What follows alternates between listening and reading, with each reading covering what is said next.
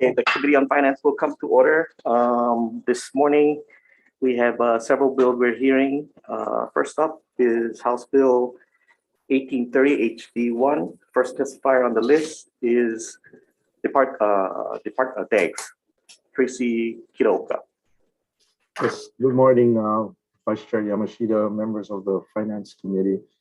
My name is Tracy Kitoka from the Risk Management Office.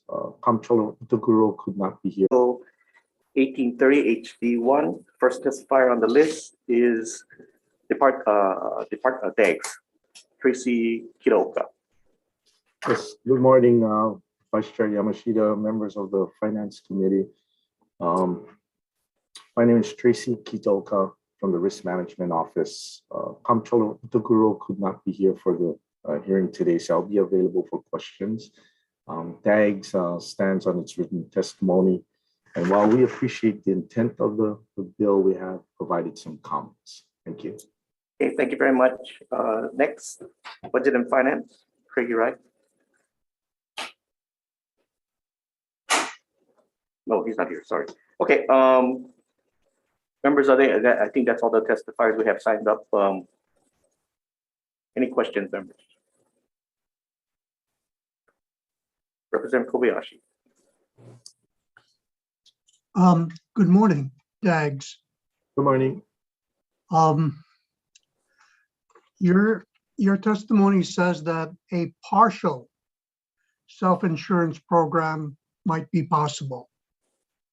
Correct. Have you ever made such a proposal? No, what has happened is over the last couple of years, the insurance market has turned it in a hard market. And so we've approached that point where the insurance premiums have been increasing to the point where the coverage that we have provided with those premiums have been suspect. And it's gone up for this past year, deductibles and the price went up. So this was kind of a good timing from a standpoint of this bill being introduced, as well as where we are with the insurance market. If you were to go into a partial self-insurance program, what would be the low-hanging fruit that is the easiest or the safest or the cheapest? Yeah, that is a magical question because no one has that crystal ball that we would be able to predict what the losses were. Now, the losses is probably going to be the main concern. And that's the problem with our insurance coverage, is being able to predict that. With that being said, we do have the liability, crime, and cyber, which for the most part, the insurance coverages have turned for the worse. So that would probably be our consideration in those policies that could be possible. It's just a matter of being able to provide a self-insurance fund that would be able to withstand any of the losses that might come through in the coming years. Thank you. Okay, thank you very much. Members, are there any other questions? I have a quick question, Mr. Kidoka. Yes. You said that the premiums are rising and coming into some suspect, right? So how do you determine how do you come up with the amount that would be reasonable? Yeah, so the pricing is going to come up to the coverage limits. Like, for instance, the liability policy that we have under the cyber, we've been given less coverage, and liability, we have like $7.5 million worth of limits in that coverage. And the premiums are about 3.2 million. And so when we start to get to that area where it's, premiums equals almost the limits that we're being provided, yeah, those are areas of concern, and that's where we look at it. There's no magical number. We do actuarial studies to kind of help with anticipating what the losses would be.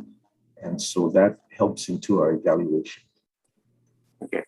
So if we were to become self-funded and you had to come up with an amount to keep the reserves solvent, how would you determine that? We'll probably do actuarial studies to determine what we can probably anticipate the losses would be, and we would come up with that number as far as what that value would be in keeping that fund available for paying out losses. So every year you would come, every biennium you would come to the legislature with an amount. Yeah, we usually do a actuarial study on an annual basis. All right, thank you very much. And that's just to kind of predict to help out with the numbers that we work with on the insurance policy program. All right. Yeah. Very much. Members, any other questions? Seeing none, we'll move on to the next bill. Moving on to Vice Chair. Oh yeah, I'm sorry. Go ahead. Thank you so much. And maybe this question is for Vice Chair or maybe Dags. I'm interested if this plan includes hurricane coverage, or would hurricane coverage be a supplemental policy that the state would take out on top of normal liability and facility coverage that we would be self-insured? Yeah, I can take that question. Now, we already do have a property policy, and that addresses wind damage, hurricane damage, flood damage, earthquake damage. And so that's already part of the property insurance policy. Okay, and we would keep that as a supplemental policy were we to self-insure. I'm very excited about self-insurance. I would love to see us do this with the EUTF. Yeah, and so from that standpoint, the property policy provides us with $200 million worth of coverage, right? And so if a hurricane should come through, that's our policy limit. So to go self-insured, unless we have that kind of capacity or capital to provide us with 200 million, at least 200 million for property. We also, part of the property policy, we incorporate our terrorism coverage, which provides another 100 million. So we're talking about 300 million to have a lump sum if we should totally get rid of the property policy. That's the policy that I don't recommend that we get rid of at this point, because unless we have that type of capital to come up with ASAP, then I wouldn't suggest that. Yeah, I'd be interested in seeing an asset list of properties that the state owns compared to that $220 million compensation limit for loss. Not sure where that would leave us if we happen to have a catastrophic Cat 5 storm that takes out many of our facilities. Anyway, I was just curious about that. Thank you, Vice Chair. Thank you very much. Any other questions? Okay, we're going to move on to House Bill 1908, House Draft 2, related to procurement. First up is Contractors Licensing Board. Candace Ito.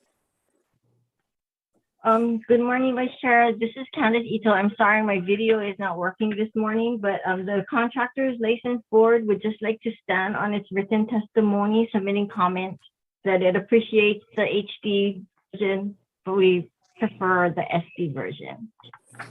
Okay, thank you very much. Thank you. Also, thank you. Also, Neil Arita. Not here. Okay. Moving on. Dags, Chris Kinimaka.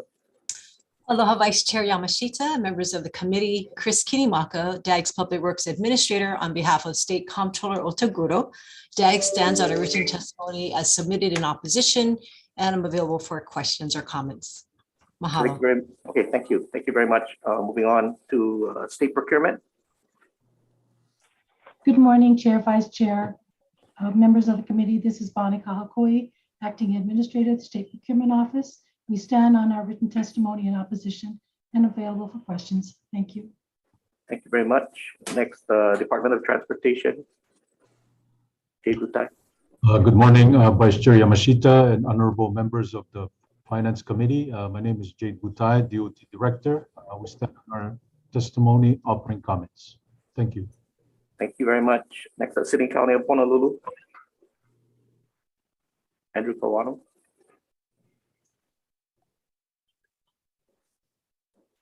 Here. Oh, sorry. I'm supposed to call out. Next, Subcontractors Association of Hawaii, Tim Lyons. Good morning, Vice Chair, members of the committee. The Subcontractors Association does support the intent of this bill. As members of the committee that have been around for a while know, this has been a very long-standing dispute between general contractors and subcontractors. We think that the language in this bill does work towards a solution of what the general contractors say is an insufficient time to put their bids together. We're not sure that we agree with that. However, in the spirit of cooperation and considering the parameters of this bill, we can't support the intent. We are, however, also in favor of keeping in the 2-year sunset clause. This is an extremely important financial health issue for subcontractors. And as a result, we think the best approach would be a 2-year trial period to see how this works. Other than that, we are in support. Thank you. Thank you very much. Next up, General Contractors Association of Hawaii. Hello, Vice Chair Yamashita, members of the committee. GCA would just like to add some additional comments that are not in our testimony. So the purpose of the bill is to attempt to reduce the number of bid protests regarding the subcontractor listing. One agency described the scene at bid opening as general contractors will examine the subcontractor listings of bidders who submitted lower price bids, and they'll photograph those listings. They will then go to the professional and vocational licensing website and check licensing information for those subs with the hope of finding technical flaws to protest on. We are hopeful that this measure will address this. GCA and Subcontractors Association are finally compromising a model that has the potential to reduce these protests. We've also been in contact with the other stakeholders to address their concerns as well. And as a result, the GCA will not oppose their suggested amendments. This looks at California's procurement code as a model, and this is what they've implemented. This is a recommendation that was given to the State Procurement Office by an independent study, and for those reasons, we hope the committee will move this measure to allow the parties to continue their discussion to help address the long-standing sublist issue. Thanks. Okay, thank you very much. Next up is Jeffrey Masatsugu, representing various groups. Good morning, Vice Chair. My name is Jeff Masatsugu, and I represent 4 labor management cooperation funds. These are funds that are jointly administered by the unions and their signatory contractors. So this is for the painters, the drywall tapers, the glazers, and the soft tile layers. Vice Chair, we're opposed to this measure for 2 reasons. The first is that this bill is not necessary. This bill is basically recreating language that already exists in the statute and already exists in the administrative rules. And what's worse is it's complicating the process. It's actually complicating the process, making it more confusing because it's taking that duplicative language and it's placing it in a separate section of the procurement code. So what you're going to end up with is 2 separate sections of the procurement code that allow for late changes. And we think this is, for one thing, it's just bad policy making. If something already exists, there's absolutely no reason to add another section. If anything, you might want to look at maybe adjusting the language of subsection G, which is where the language already exists. The language I copied in, the pertinent language I copied into my written testimony. But if you take that same language and you also put it into subsection B, you now have 2 separate bases to make a late change. And we think that is just inviting a lawsuit by an aggrieved bidder who's going to ask a court to clarify which section is the proper section and to tell us which one we should use for a particular situation. I think the effect is going to be the exact opposite of what the proponents of this bill hope to achieve. I wanted to address some of the matters brought up by GCA just now. One thing they mentioned was that the problem was, apparently they claim there's a problem that competitors of bidders are checking each other's bids at the time of bid to see if the contractor is licensed, if there's any problem with their license. We submit that if you're submitting a bid, you should be a responsible and responsive bidder. So you should already know if the people you are listing are properly licensed with the right agencies. You should know if they have insurance, which is in good standing. That's not something that you should just throw in there willy-nilly and then try to fix later on if there's a problem. So we're not too impressed with that argument, Vice Chair. I wanted to close by saying, I understand that that this problem has been long-standing, and this is an attempt to work out a solution. But we think this is not the right way to go about doing it.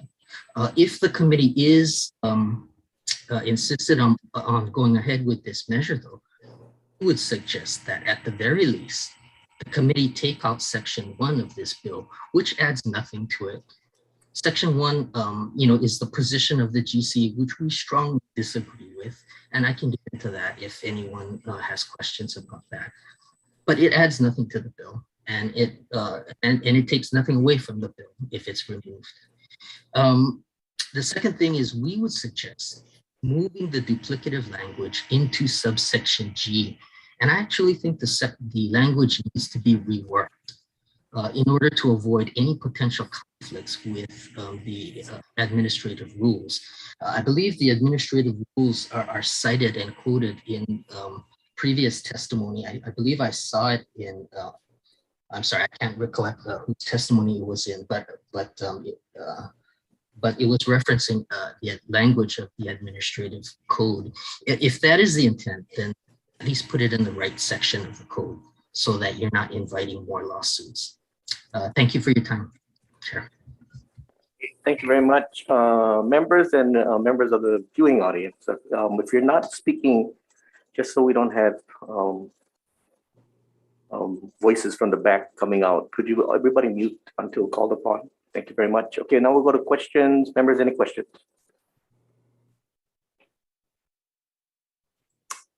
Okay, seeing none, we'll move on to the next bill.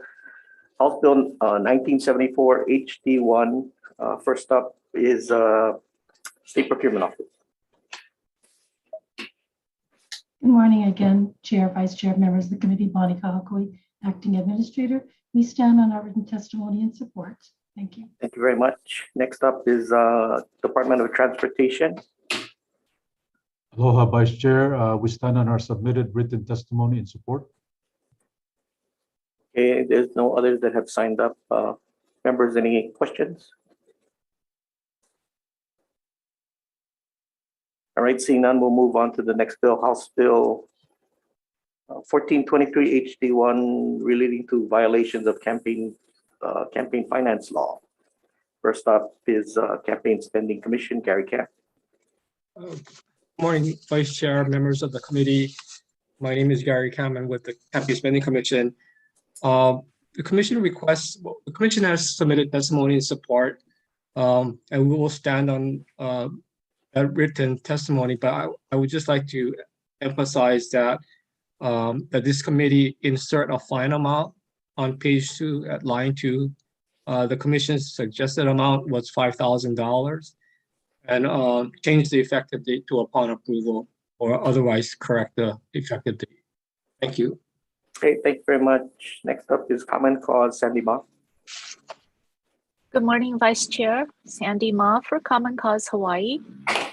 We'll stand on our written testimony in support of this bill, HB 1423. I'm available for any questions. Thank you for allowing Common Cause to testify in support of this bill. Thank you. All right, thank you very much. Members, any questions? Okay, seeing none, we'll move on to the next bill. House Bill 1888, House Draft 2, relating to engineering communications. Let's see. First up, campaign spending. Gary Camp. Good morning, Vice Chair, members of the committee. The commission has submitted testimony in support of this bill, and we'll stand on that written testimony. Thank you. Thank you very much. Next up is Common Cause, Sandy Ma. Good morning again, Vice Chair and members of the committee. Sandy Ma for Common Cause Hawaii. We stand on our written testimony in support of HB 1888 with suggested amendments. I'm available for any questions. Thank you again. Okay, thank you. Okay, members, no others have signed up. Any questions? Seeing none, I'm checking again. Okay, seeing none, we're going to move on to the next bill, House Bill 124 HD1, relating to elections. First up, Office of Elections, Scott Nago. Good morning. The Office of Elections stands on its written testimony with comments, so we have to answer any questions. Thank you very much. Next up, Common Cause, Sandy Ma. Good morning again, Vice Chair, members of the committee, Sandy Ma for Common Cause Hawaii. We stand on our written testimony in support and with comments on HB 124, and I'm available for any questions. Thank you. Thank you very much. No others have signed up. Members, any questions? Seeing none, we'll move on to the next bill on the agenda. Let's see. House Bill 2073. Okay, first up is Attorney General. Good morning, Vice Chair, members of the committee, Karen Inagaki, Deputy Attorney General. Since this bill was introduced, we have one new claim, and that claim is described in Attachment B to our testimony. The current claims are attached as are described in Attachment A. So currently, we with the additional claim, we have 9 claims for a total of $1,489,349.75. We would ask that this bill be passed with the amended claim, and I am available for any questions. Thank you. Okay, thank you very much. Members, there's no others that have signed up. Any questions? All right, thank you. We'll move on to the next bill. House Bill. I have a question. Okay, please go ahead, Representative Kobayashi. For AG, is there any follow-up to see if the problems that arose, the problems within the state government that gave rise to these claims are solved or corrected or improved? Yes, and by statute, we are required to follow up with the departments. We give them advice as to how to fix their situation and to prevent it from occurring again. And the departments are required to reply back to say that they have done that or have taken alternative steps.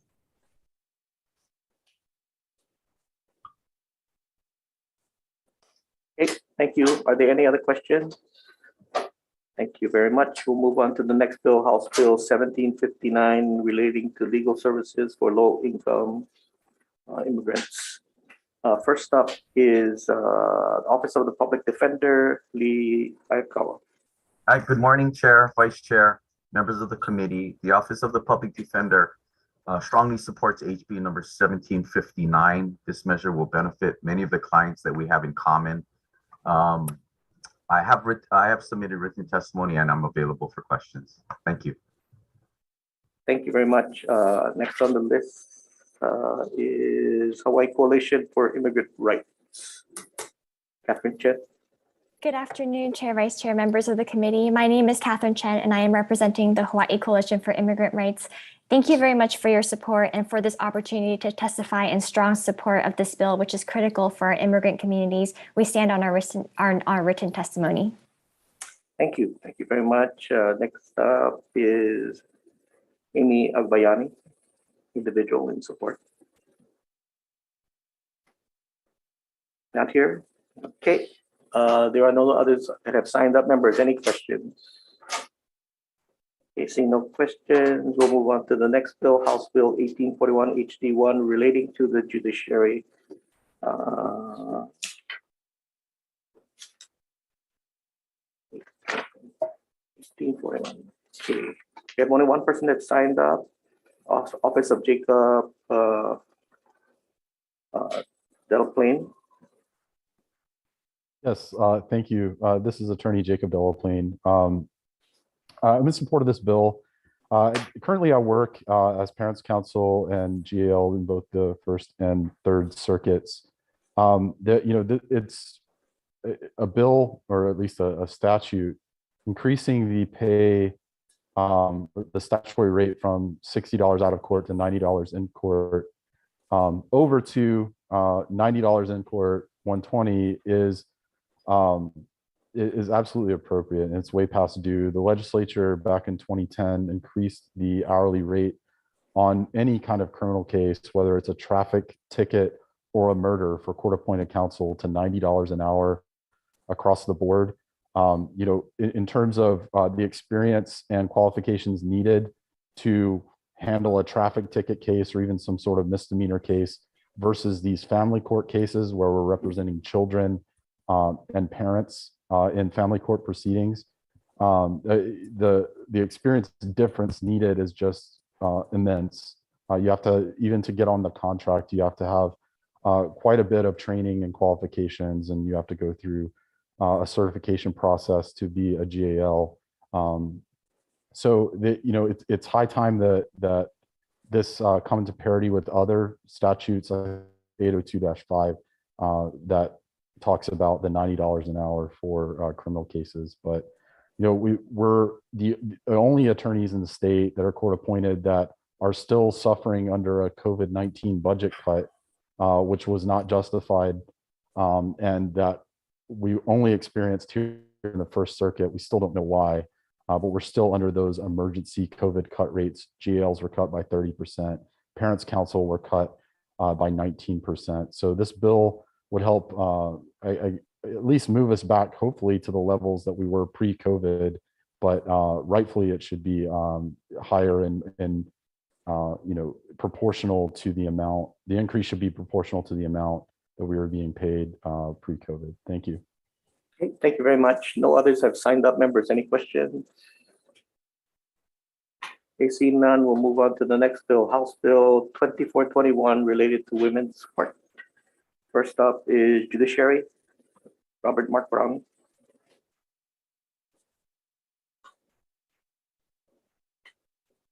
Right here. Okay, we have testimonies also from the Judiciary, Brooke Mamizuka.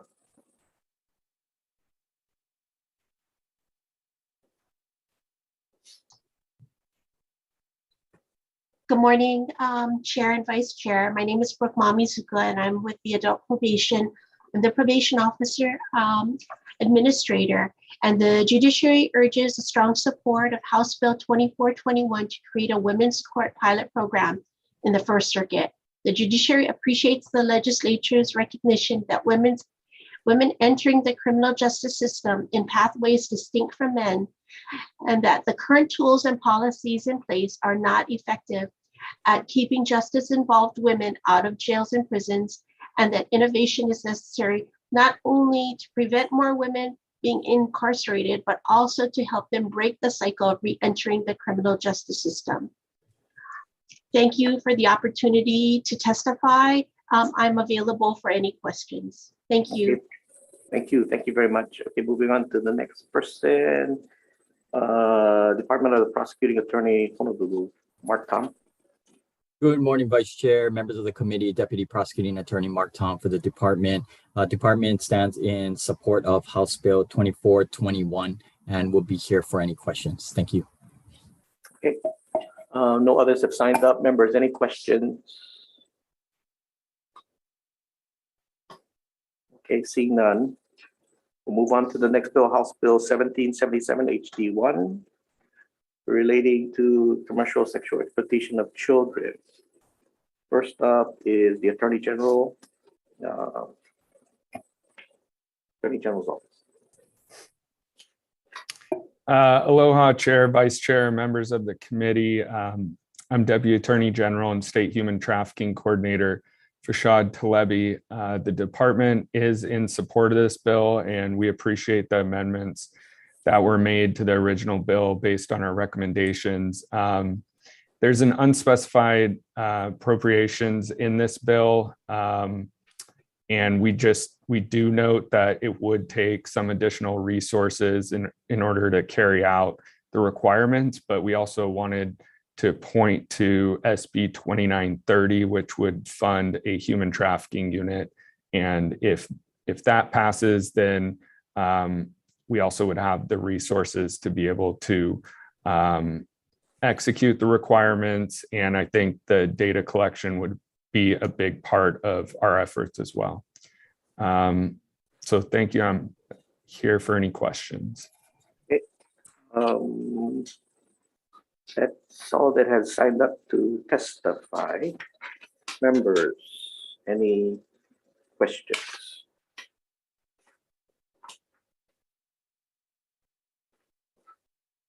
Seeing none, okay, we'll move on to House Bill 2076 HD1 relating to tobacco manufacturers qualified escrow funds.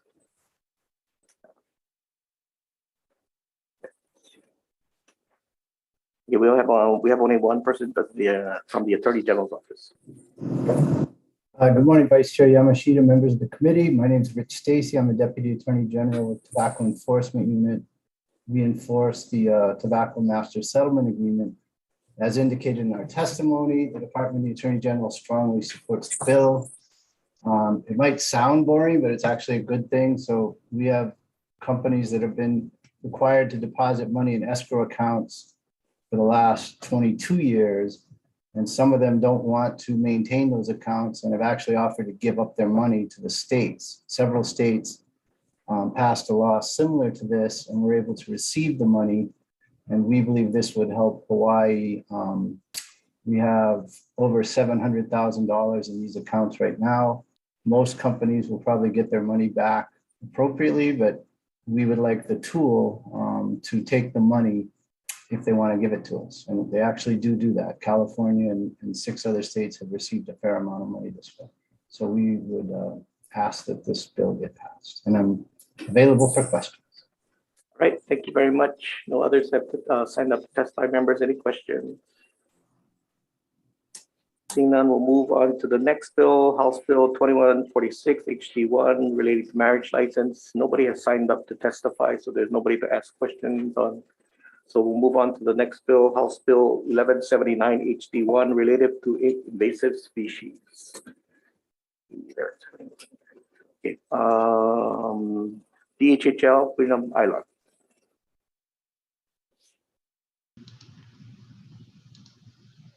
Hello, Chair, Vice Chair, members of the committee. Tyler Gomes, Deputy Director for the Department of Fine Homelands, will be standing on our testimony in support. All right, thank you very much. No others have signed up. Members, any questions? Okay, thank you. Okay, we will move on to the next bill, House Bill 1761 HD1 relating to identification cards. First up is Department of Transportation, Jay Butai. Good morning again, Vice Chair Yamashita. We stand on our submitted written testimony in support. Thank you. Thank you very much. Next up is Community Alliance on Prisons, Kat Brady. Good morning. Whoops. Good morning, Vice Chair Yamashita and members of the committee. Kat Brady testifying in strong support of this measure with a teeny tiny amendment that would actually make it better. So we support this bill because ID is so important for people to feel like they're part of a community. So the amendment that we have is just adding another clause, 17, on page 6, line 18, that would say a prison ID, certificate of discharge, or order of parole issued by the Hawaii Department of Public Safety, or a printout prepared by the Department of Public Safety with the person's photograph, name, and date of birth. This is really important because we have been trying to get people released with identification documents since 2016. The department is kind of close, but still people are being released with no money, no ID. That is a recipe for recidivism, and we really hope that you pass this bill to help our newly immigrants who are members of our community, as well as people coming out of prison. Mahalo. Okay, thank you very much. Next up is Hawaii Coalition for Immigrant Rights, Chen. Hi, good afternoon, Vice Chair, members of the committee. My name is Catherine Chen, and I am representing the Hawaii Coalition for Immigrant Rights. In addition to our written testimony, we support the amendments offered by Ms. Brady and Mr. Merce. And thank you very much for your support and for this opportunity to testify in strong support. All right, thank you very much. Next up is Individual in Support, Amy Agbayani.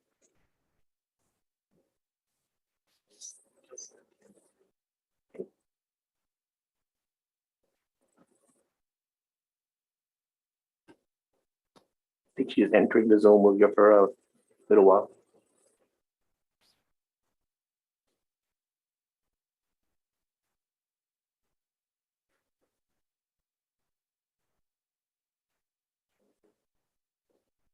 Okay, we'll move on to the next person. We'll come back to her. Next person is Carolyn Eaton, Individual in Support. Good morning. I also will be very, very pleased if you adopt the amendments suggested by Kat Brady of Coalition on Prisons and Robert Merce, and support the bill so that it allows the release of incarcerated people with ID. Thank you very much. Okay, thank you very much. Next is Robert Merce, Individual in Support.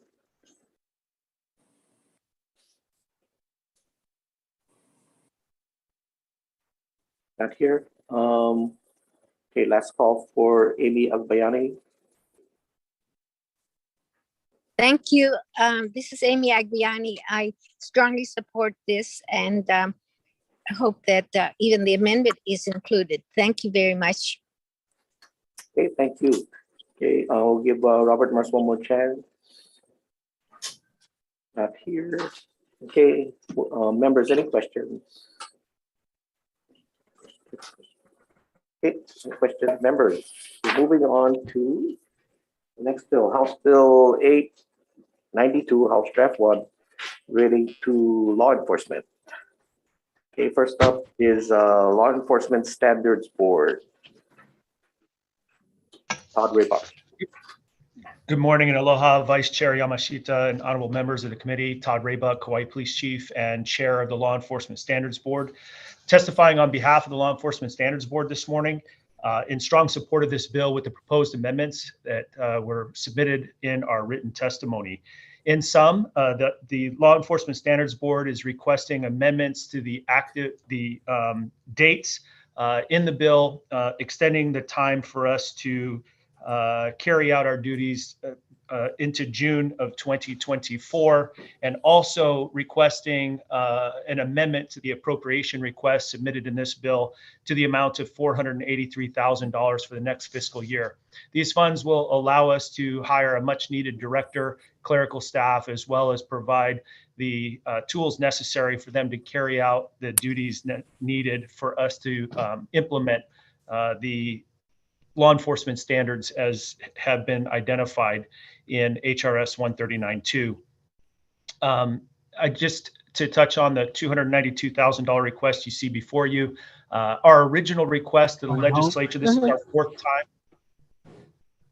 This is our fourth time before the legislature requesting funds and support for amendments to HRS 139.2.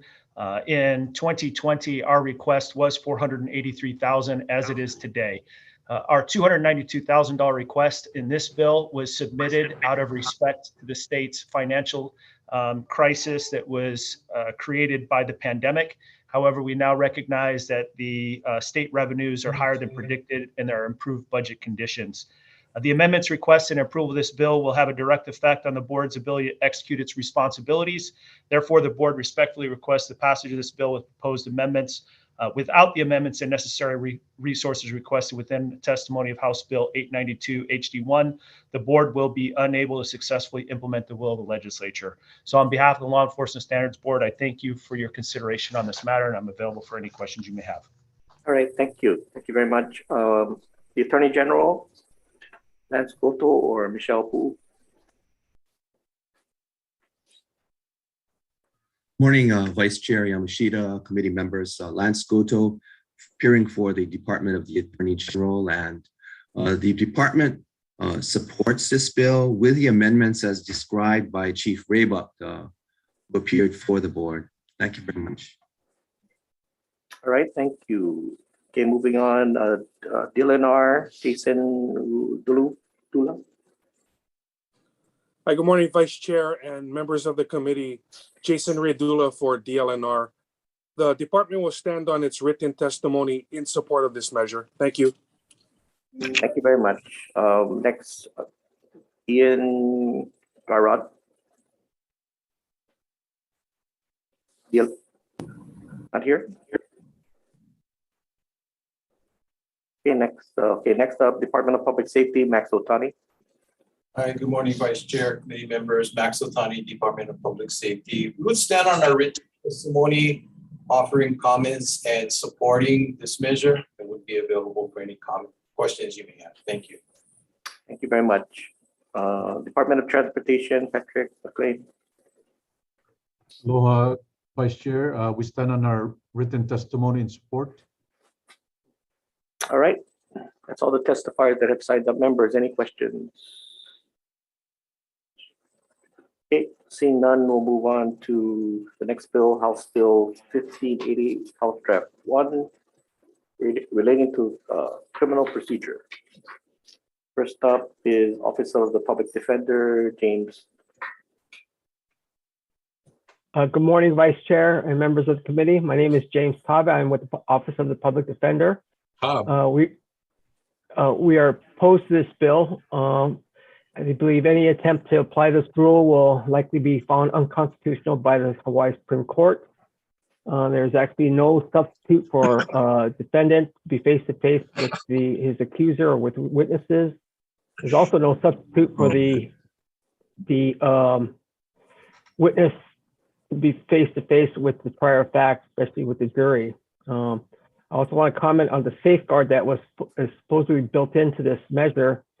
First, the attorney cannot be at two places at one time. If the attorney is with the witness, the defendant's right to effective assistance of counsel, specifically a right to confer with counsel, will be violated. It's also impractical if the witness is on the mainland and the attorney has to start his trial in Honolulu or in Hawaii, take a day off to travel, take a day off to testify, take another day to come back to Hawaii and resume trial at the time. So as well, I don't know if the Judiciary, I know they submitted written testimony, but the evidence committee includes the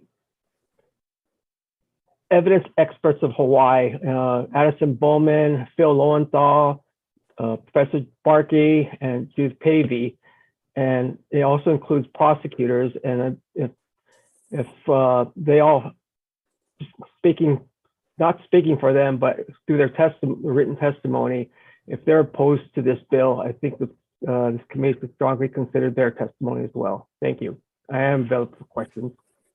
Okay, thank you very much. Next is the Attorney General, Corey Young, Deputy Attorney General, with comments. Good morning, Vice Chair, members of the committee. Thank you for this opportunity to offer testimony. We just offered some technical comments, and if you have any questions, I'm available to answer them. Thank you. Okay, thank you. That's all the testifiers we have. Any members, any questions?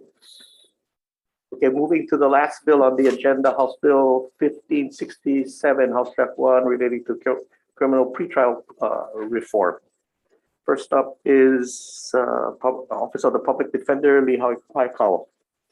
Hi, good morning, Vice Chair, members of the committee. I'm Assistant Public Defender Lee Hayakawa. The Office of the Public Defender supports HB 1567 HD1 as a good first step in the direction of true bail reform in the state of Hawaii. We agree with the HD1 deleting the language authorizing the Director of Public Safety to release individuals held on less than $100 bail. It's true in most situations, low bail of this nature is generally for the defendant to earn credit while he or she is detained. However, we are opposed to the HD1 deletion of certain nonviolent Class C felonies. Additionally, the OPD has concerns with some of the language appearing in this measure. Specifically in subsection 2A, the amendment references a history of non-appearance. A history of non-appearance is not defined.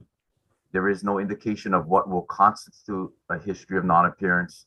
There is no indication if a history of non-appearance will require a conviction for the criminal offense of criminal contempt of court. There's also no indication of how many convictions are necessary before someone has a history of non-appearance. Additionally, the term risk of recidivism in subsection 2F is arguably a term of art and would require more than a quick superficial inquiry by a judge, but would require an in-depth look into the individual's criminal history and current circumstances. Only then could you make a finding regarding risk of recidivism. Other areas of concern are included in our written testimony, which has been submitted. Again, the Office of the Public Defender supports the intent of this bill, but believes there needs to be some clarification on the verbiage of this amendment. I am available for questions. Thank you.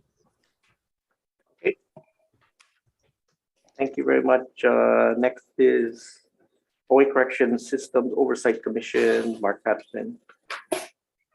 Good morning, Vice Chair Yamashita, members of the committee, Mark Patterson, Chair of the Hawaii Correctional System Oversight Commission. Good morning. We strongly support the intent of this bill. However, we may ask, in the Commission's mandate of oversight regarding population capacities within the Department of Public Safety, we want to bring note to you that as of February 14th, OCCC's jail population was at 954. 430 of those are pre-trial felons and 133 are pre-trial misdemeanors. That's 59% of the current population at OCCC.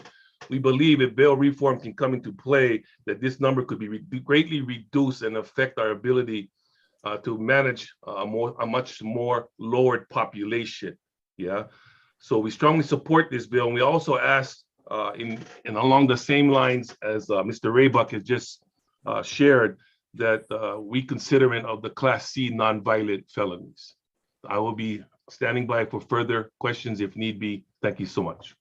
Okay, thank you very much. Next is the Department of Public Safety, Max Otani. Hi, good morning, Vice Chair, committee members, Max Otani, Department of Public Safety. We'll stand on our written testimony offering comments in this measure and will be available for any questions you may have. Thank you. Okay, thank you very much. Next up is Department of the Prosecuting Attorney, City County of Honolulu, in opposition. Thank you, Vice Chair, members of the committee, Deputy Prosecuting Attorney Mark Tom for the department. We will stand on our written testimony in opposition to House Bill 1567. However, we would note that department does appreciate the amendments that were made by the last committee. We'll be here for any questions. Thank you. Okay, thank you very much. Moving on to the next person, Hawaii Health and Harm Reduction Center. Good morning, Vice Chair and members. Nikos Leverins on behalf of Hawaii Health and Harm Reduction Center in support of this bill. Although we recommend that if the objective is to actually reduce the costs of pretrial detention on the state, we need to stop criminalizing poverty. Meaning if somebody can't make $99 or $10 bail, they should, and they pose no threat to safety, they should be released. We also have to look at probationer population that is actually quite large. I think it's about 18,000 people. And if they're going to have to make bail for a technical violation and be reincarcerated, this is something that really has a significant fiscal impact on the state. So we support the amendment offered by the ACLU on that respect. Mahalo. Okay. Thank you very much. Next up is the Committee on Alliance of Prisons, Kat Brady. Aloha, Chair Yamashita and members of the committee, Kat Brady testifying on behalf of Community Alliance on Prisons. We actually hope that the committee restores those two provisions, the one about Class C felonies, nonviolent, and the other one is about people who are assessed bail $99 or less. We know of people who couldn't make $10 bail, and they're incarcerated at $219 a day. How does that make any sense? So we really, also last year, after the session, the Honolulu prosecutor actually came on and said, gee, that bill was okay. We could have lived with that. And the bill had Class C felonies in that. So I don't know what's going on, but the bottom line is jails are overcrowded and we are really criminalizing people who have no resources. So please restore the original version of this bill, which is not terrific, but it's a great first step. So thank you much for this ability to testify. Okay, thank you very much. Next up, ACLU of Hawaii, Carrie-Ann Chirota. Yes. Aloha, Chair Yamashita, committee members. My name is Carrie-Ann Chirota. I'm testifying on behalf of the ACLU of Hawaii. We offer comments in support of HB 1567 HD1. And we just want to start off with the general principle that our cash bail system is broken. We are essentially allowing people who are dangerous to be able to have a get out of jail free card, and people who are poor and unable to bail but are not a threat to society or harm, who are detained and unable to return to their families and to their communities. And so we have to get down to a fundamental principle, which is under our Constitution, we're constantly taught as children that people are considered innocent until proven guilty, but yet we actually have in our current system, we have it flipped. We have where detention is essentially the norm and release is the exception. It should be flipped. We can look to other states such as New Jersey that has implemented significant bail reforms and have substantial results in reducing the jail population, saving money, putting money on the front end to help people with services while they're released in the community, also having high rates of showing up to court and not having a significant difference in crime. So if you look at those states, and let's also look at the federal government, the federal criminal bail system has eliminated cash bail since 1984. And we don't have, I don't think we've had the prosecutors or others challenge the federal system as being unfair. We need to recognize that our system not only disparately impacts the poor people, but unfairly targets Native Hawaiians, Pacific Islanders, Blacks, Filipinos, and other people of color. These disparities are stark. They have been going on for decades and generations. And we have to recognize the crisis for what it is. Please look at the data that is before you and submitted in our testimony. Part of the reason for this bill, the purpose, is to reduce overcrowding. As Chair Patterson just pointed out, when you look at the data from January of last month, 1,003 or 57% of all people in prison in all of our jails on every island, it's because they're pretrial. OCCC, you heard the stats. Maui, 49% where there's been uprisings and overcrowding, 49% pretrial. Hawaii Island Jail, 63% pretrial. On Kauai, 44. We also need to think about the costs that are involved with this system of inefficiency, where we spend $219 a day to incarcerate an adult, which translates to almost nearly $80,000 a year. And for comparison, we spend less than $10,000 to educate a child in our public school system. Let's put our resources where it is needed. Let's have significant and substantial, meaningful bail reform. And we can do that by incorporating the amendments, which we've outlined for you. I can actually highlight them one by one. It is a bit lengthy. There is a model, HB 2017, which unfortunately did not get a hearing, would change the standards so that it would be more in alignment with the federal system in New Jersey, where the focus is on two things. One, whether the individual is a flight risk, intentionally trying to abscond and leave our jurisdiction. We are surrounded by waters, and it's very unlikely people can just leave. Second, if that person poses a significant danger of harm to another individual, that should be the standard. And if you use that standard, the government has the burden of proof And if they prove that a person is a substantial flight risk or a harm to a specific person, then there could be the means for detention and or looking at less restrictive release opportunities in the community, potentially electronic monitoring, other conditions in the community. We need to start with that. I'd also like to add that the current bill before you, again, while we support the intent, there are so many exceptions carved out. I counted, and we had submitted 2 testimonies, and I'm sorry it's late. We did a comparison bill to bill. There are over 18 carved out exceptions.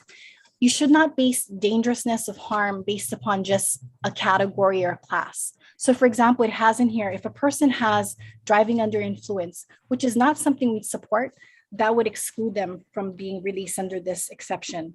If someone has a burglary, because it's quote a class C felony, they would be eliminated. If you go back to what is your role as policymakers, it is to pass laws that effectuates justice, cost savings, and actually enhances community safety. And so we're asking you to go beyond, not only to go back to the original version of this bill, but to incorporate the amendments that we have before you based upon research, not upon conjecture, but based upon the research. And so in looking at this, please don't fall into this place of, well, let's wait another few years. Let's continue to look at the data. I want this committee to be aware that a few years ago, you passed a law for unsecured bail to be used as an option. Currently, even though it's on the books, it is discretionary, meaning courts may use unsecured bail. No court has used it to date, despite having that tool available. On Maui, the prosecutors, public defender, and Judge Beeson, who just recently retired, came together and they attempted a pilot project to use unsecured bail. And from what I understand, then it sort of, I think they turned to the judiciary, and then it sort of, nothing ever happened, didn't move forward. So unless you make significant changes as lawmakers and champion criminal justice reform and address the racial disparities, I'm afraid that we're going to continue to have exacerbated jail crowding for generations to come. And we will keep incarcerating people instead of providing them support that they can need and use to be successful and connected with our families. So please live up to our values and incorporate the amendments that we have laid out for you. Mahalo. Okay, thank you very much. Next up is Retail Merchants of Hawaii, Tina Yamaki.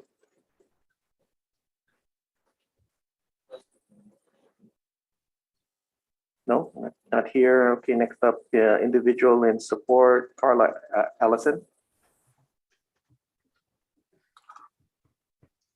Yes, still good morning to Vice Chair and the members of the House Finance Committee.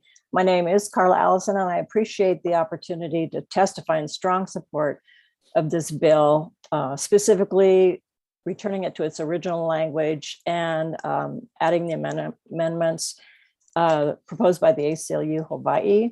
And I support this bill because I have 2 primary concerns about Hawaii's use of monetary bail. It's already been stated, we're using the current bail system as a huge expense to our state budget, spending over $200,000 a day housing these pretrial detainees. And that's over $72 million a year. And if we just imagine even having a small portion of that money to use instead towards community health centers and mental and health and substance abuse programs and programs for our at-risk youth. And secondly, we're using monetary bail at a significant expense to the well-being of our citizens as well, with almost half the people in Old Triple C living there simply because they can't afford bail.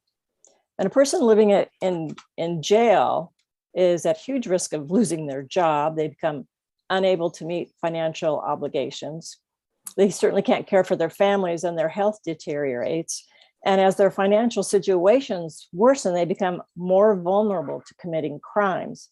And studies have shown that putting people in jail even for a few days increases the likelihood of their lasting involvement in our carceral system. So stopping the use of monetary bail for the low-level and nonviolent offenses will allow those accused to resume their lives while awaiting trial. And as Carrie Ann said, our federal government and many states have already made the change. They've reduced their jail populations and without a rise in crime. And people are showing up for trial. So let's stop let's stop criminalizing our under-resourced siblings. Jailing folks who are not yet guilty of a crime simply because they can't afford bail. Let's stop spending millions to house them in jails. And with the potentially billion-dollar new jail in the planning phase, let's do everything we can to reduce our jail population. Please support this bill as it's originally languaged and with the ACLU Hawaii's amendments. My thanks to each of you for allowing testimony and for your service to Hawaii. Thank you. Okay, thank you very much. Next up is individual in support, Matthew Geyer. Aloha, Vice Chair, members of the committee. I would like to thank you for hearing and supporting this measure. The last two testifiers have really done a beautiful job, and I just like to highlight a few other things. Again, how much this is going to save a lot of money since this is a finance committee. Mr. Patterson said 59% of the jail population could be reduced, and that they could better manage the rest of the population if that happens. So, maybe we don't need to build another jail. Maybe we can spend the money in other ways to help our society. Obviously, the social justice concerns are the primary reason, but since this is the finance committee, I hope you will look to how much money could be saved for the state, and please pass this measure. Thank you for hearing and supporting it. Okay, thank you very much. Next up is individual in support, Esther Gale. Hi, thank you for hearing our testimony on this bill, and I hope that you will manage to get it passed. All the data shows that this bill is beneficial both to the individuals caught up in the system because of their poverty and to the citizens who have to pay taxes. I hate to see our state being less smart than some other states. The data shows this is a wise bill. I believe we are a wise state, and I believe we are a good-hearted state, and I'd like to see us live up to all of that. I would like to see this bill restored and augmented, as Carrie Ann Shirota has mentioned. I heard her testimony, and she really has said everything that I would say. I hope you can support it, and I hope it can pass this legislative season. Thank you so much. Okay, thank you very much. Moving on to the next testifier, individual in support, Nicole Roten.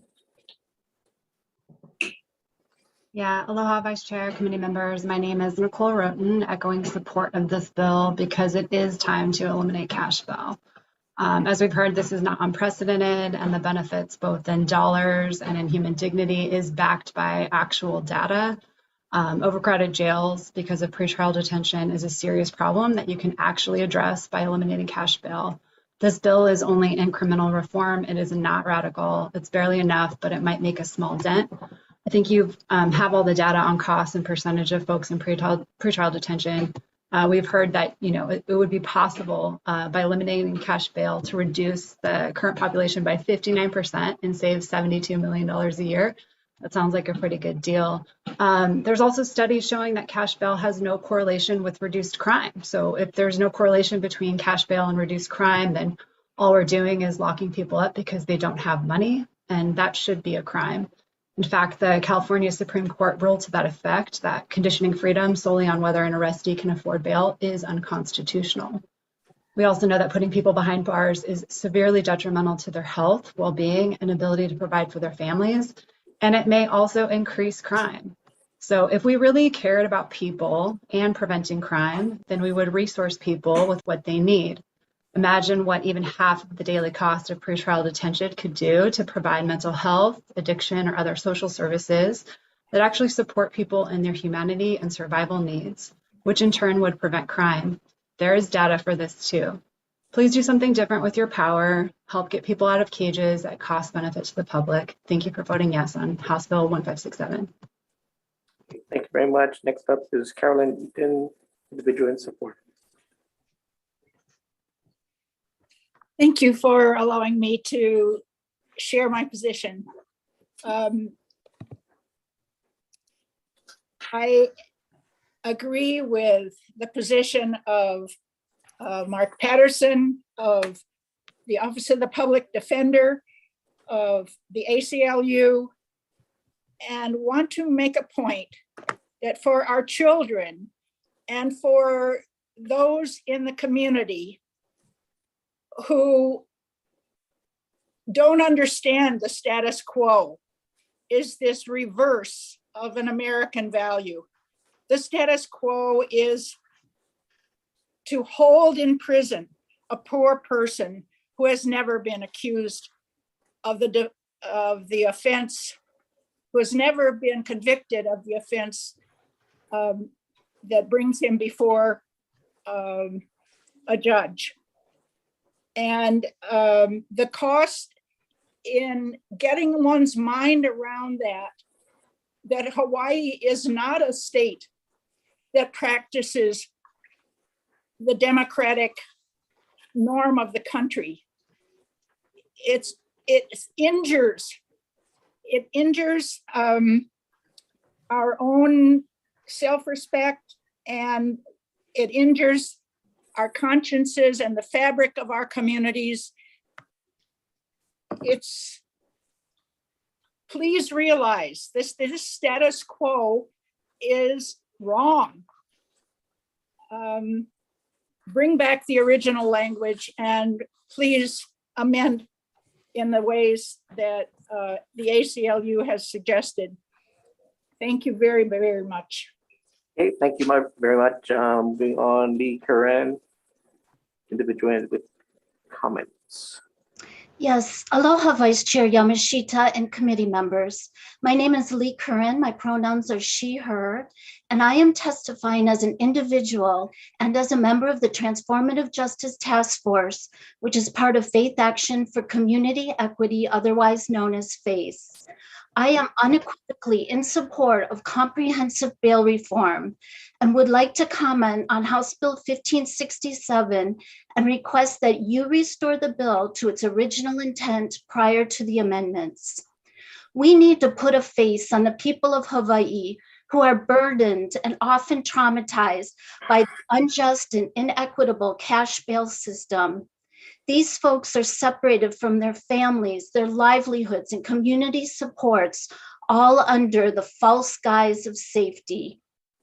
We cannot assign a monetary value to safety, but we can recognize that we are on a hamster wheel of bad outcomes in our current criminal legal system. And the money we are spending, whoops, I lost my place. And the money we are spending, hang on, give me just a minute, my computer moved. Okay, and the money we are spending for pretrial detention and often for additional incarceration because people take plea deals is not keeping us safer. It costs approximately $200 a day to house a person in pretrial detention, and the average stay is 29 days. These are people who haven't had a day in court or have been convicted of a crime. Their presumption of innocence has been denied because they are unable to afford cash bail. Bob Merce, in his report, Getting It Right, Better Ideas for a New Jail, states that almost half the people in OCCC are there because they cannot afford bail. And in a 6-month period last year, pretrial detainees at OCCC cost the state on average $113,000 a day. If we include in the pretrial detainees in neighbor island jails, the cost goes up to $200,000 a day. That is a whopping $73 million a year. One last thought about the sobering financial aspects. To accommodate the high incarceration rates, the proposed new OCCC is projected to cost $1 billion. The prison industrial complex has a huge profit motive. There's a lot of money to be made when building a new prison. Currently, confidence and trust in government is low at best. Building a $1 billion carceral facility is never a good idea, and especially now. Unlike what a member in the JHA committee voiced, I do believe that cash bail has a lot to do with building a new OCCC. This is an opportunity to jump off that hamster wheel of bad outcomes and embrace a new vision for our criminal legal system where we don't have to plan for substantial expansion and bed capacity, because the hard truth is, build it and we will fill it.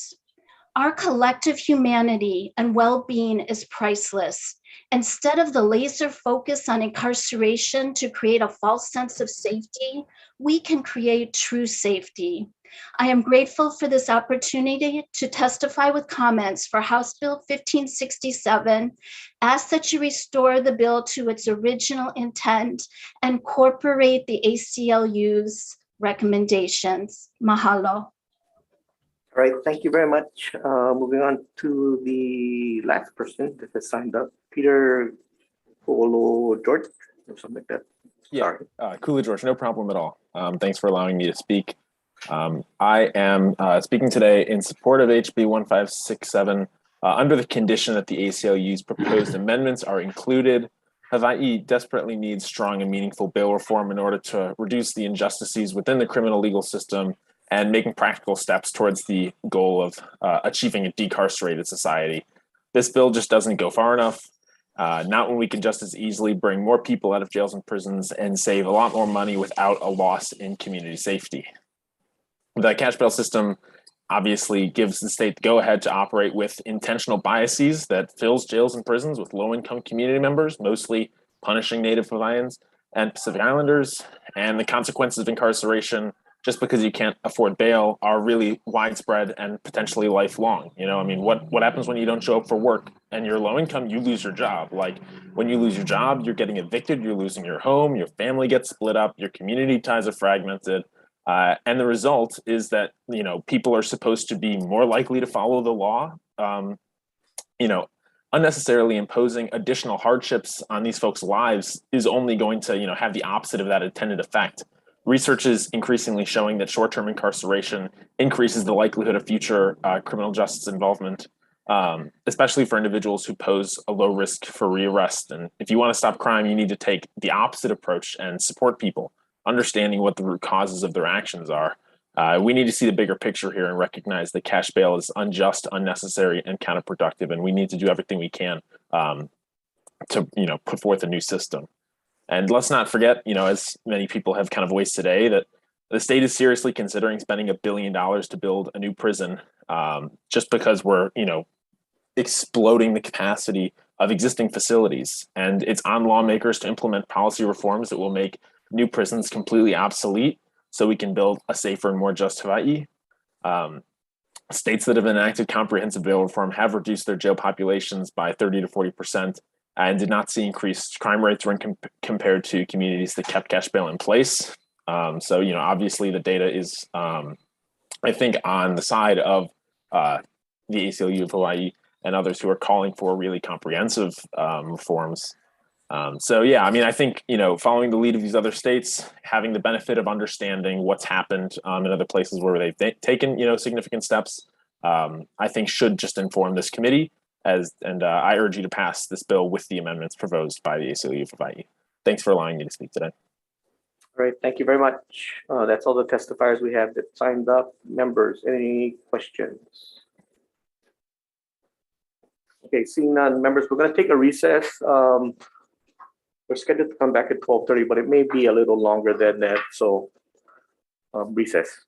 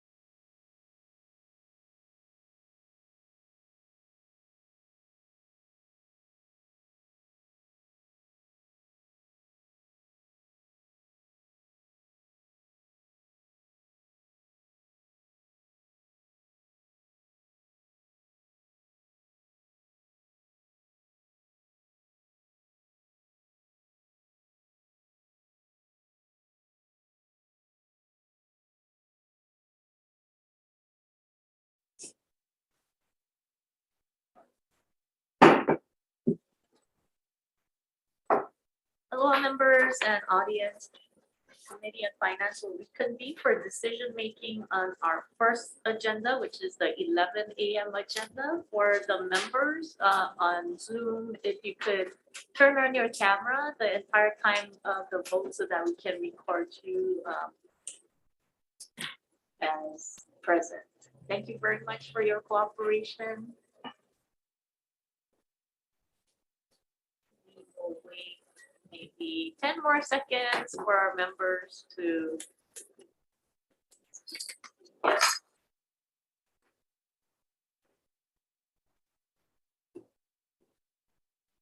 okay, if not, let's start.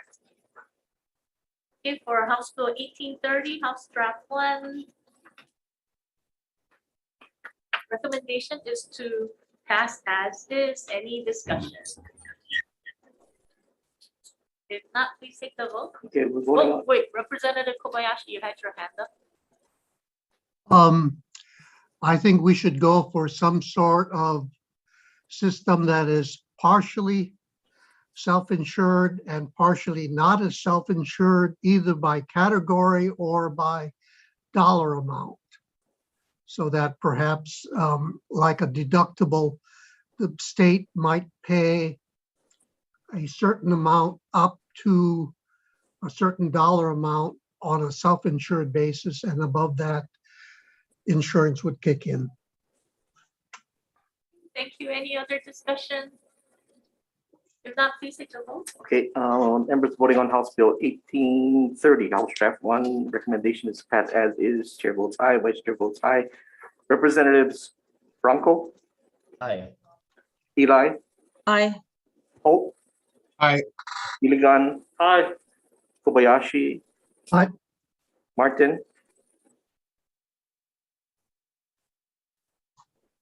Excuse. Nishimoto? Aye. Caruso? Aye. Sayama? Aye. Tam? Aye. Todd? Aye. Wildberger? Reservations, please. Reservation noted. And McDermott? Excuse. Chair, your recommendation is adopted. Thank you. Next up is House Bill 1908, House Draft 2. As the Senate bill is moving, we will wait for the Senate bill, so this will be deferred. Next up is House Bill 1974, House Draft 1. Recommendation is to pass as is. Any discussion? If not, please take the vote. Okay, members, we're voting on House Bill 1974 HD1. Recommendation is passed as is, noting and excuse Representative Martin Tuyet and McDermott. Are there any reservations? Any no's? Chair, your recommendation is adopted. Thank you very much. Next up is House Bill 1423, House Draft 1. Recommendation is to pass as is. Any discussion? If not, please take the vote. Okay, members voting on House Bill 1423 HD1. Recommendation is to pass as is, noting as excuse Representative Martin and McDermott. Are there any reservations? Reservations? Any no's? Chair, your recommendation. Representative Martin. Voting on House Bill 1423, House Draft 1. Aye. Okay. Recommendation is adopted. Thank you very much. Next up is House Bill 1888, House Draft 2. Recommendation is to pass as is. Any discussion? If not, please take the vote. Okay. House Bill 1888, House Draft 2, passing. Oh, somebody said yes. Representative Kobayashi, did you say something? No. Okay. Please take the vote. Okay, House Bill 1888, House Draft 2, as is, noting Representative McDermott is excused, and throughout the rest of this agenda, are there any reservations? Any no's? Chair, your recommendation is adopted. Thank you. Next up is House Bill 124, House Draft 1. Recommendation is to pass as is. Any discussion? If not, please take the vote. Okay, House Bill 124, House Draft 1, recommendation as is, noting, are there any reservations? Any no's? Chair, your recommendation is adopted. Thank you. Next up is House Bill 2073. This is the Claims Against the State. Recommendation is to pass as a HD1. You will be including a new claim since this bill was introduced, as recommended by the Attorney General's office, and technical non-substantive changes. Any discussion? Not, please take the vote. Okay, House Bill 2073 with amendments noting, are there any reservations? Any noes? Adopted. Thank you very much. Next up is House Bill 1759. Recommendation is to pass as is. Any discussion? Do not, please take the vote. Okay, House Bill 1759 as is. Any reservations? Any noes? Adopted. Thank you. Next up is House Bill 1841. House Draft 1. Recommendation is to pass as a HT2. Blanking out the amount and technical non-substantive changes. Any discussion? If not, please take the vote. Okay, House Bill 1884, House Draft 1 with amendments. Are there any reservations? No. Is the amendment for just the appropriation amount or which dollar amounts? It is the Blank for which dollar amounts? it the is the hour- increase. The hourly increases as well as the appropriation section? No, just the $24. No, the 27. The $75, the hourly rate only, not the increase in hours. Yeah, any other questions? If not, please take the vote. Okay, House Bill 1884, House Draft 1 with amendments. Are there any reservations? Any noes? Adopted. Thank you. Next up is House Bill 2421. Recommendation is to pass as a HT1, blanking out the amount and technical non-substantive changes. Any discussion? If not, please take the vote. Okay, House Bill 2421 with amendments. Any reservations? Any noes? Adopted.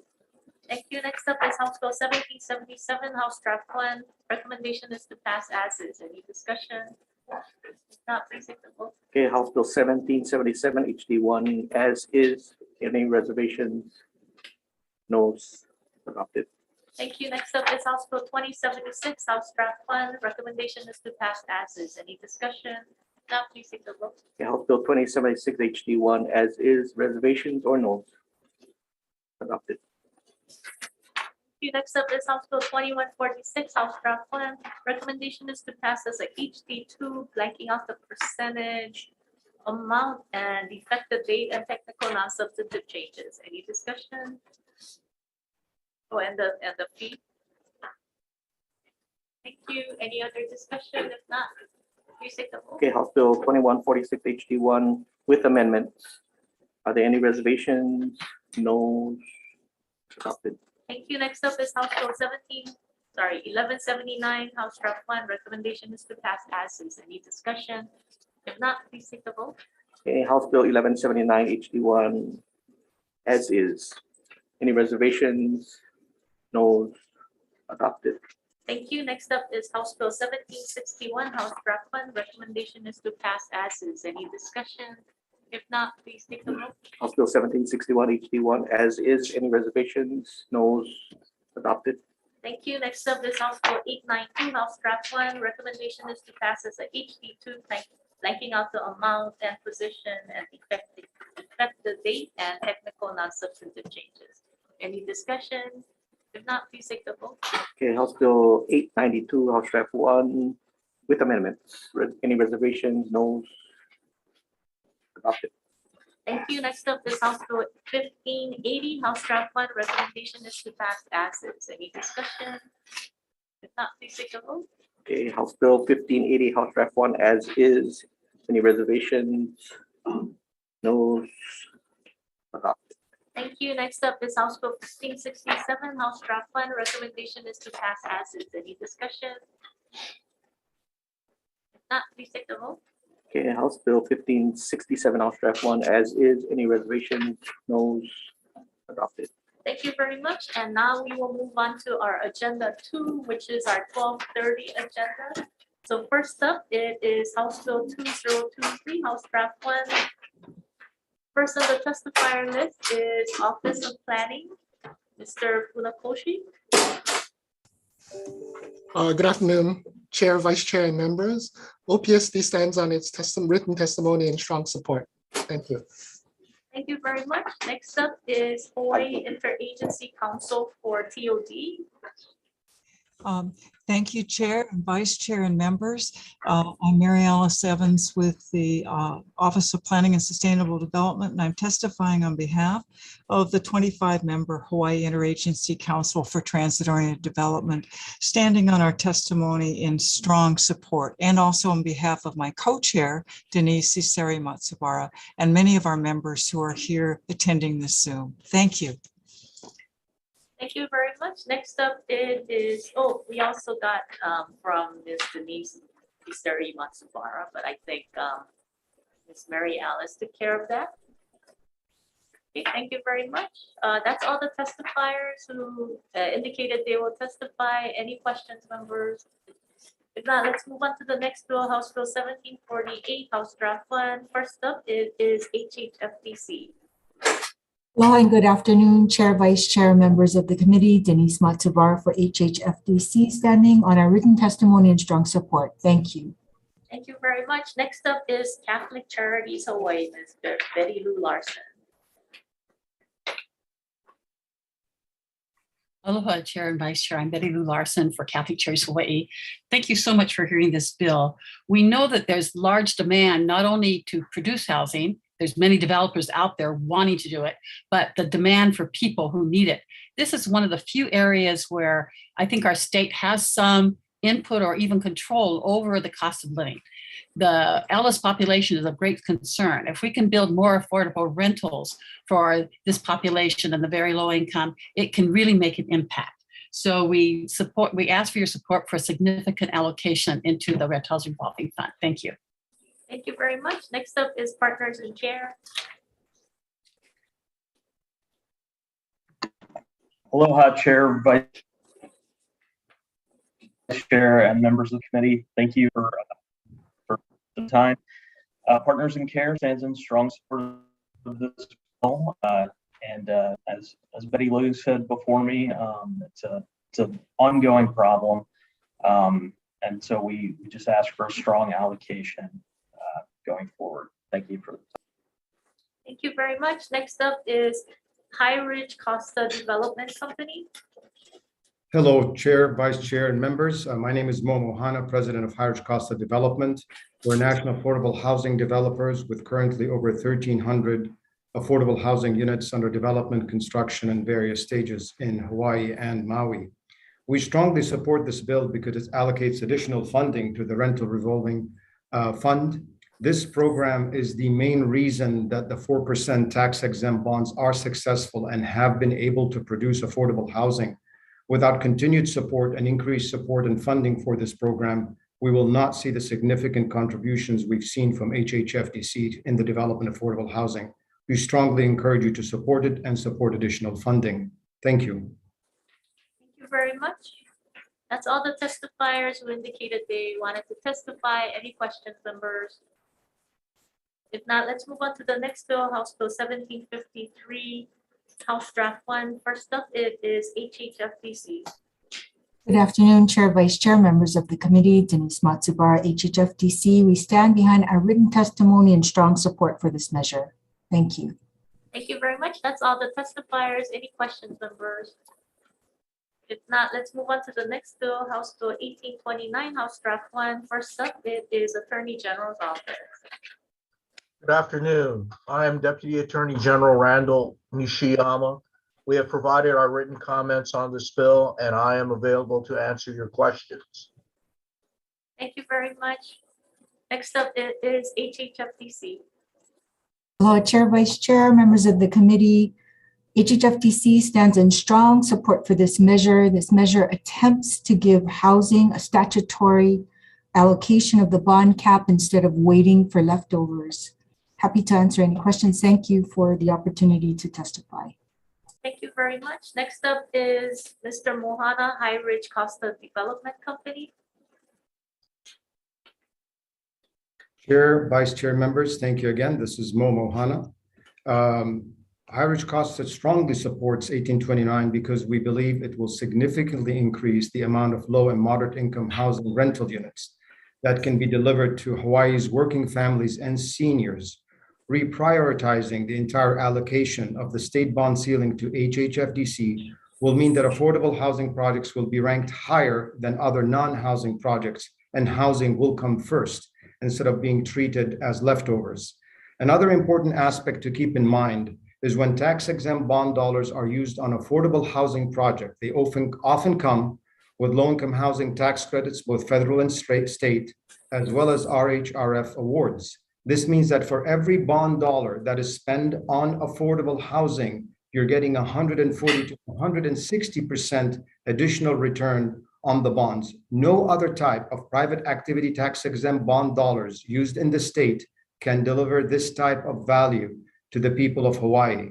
In a tight budget economy, stretching the dollar is one of the smartest things that the legislature can do. Thank you for your time.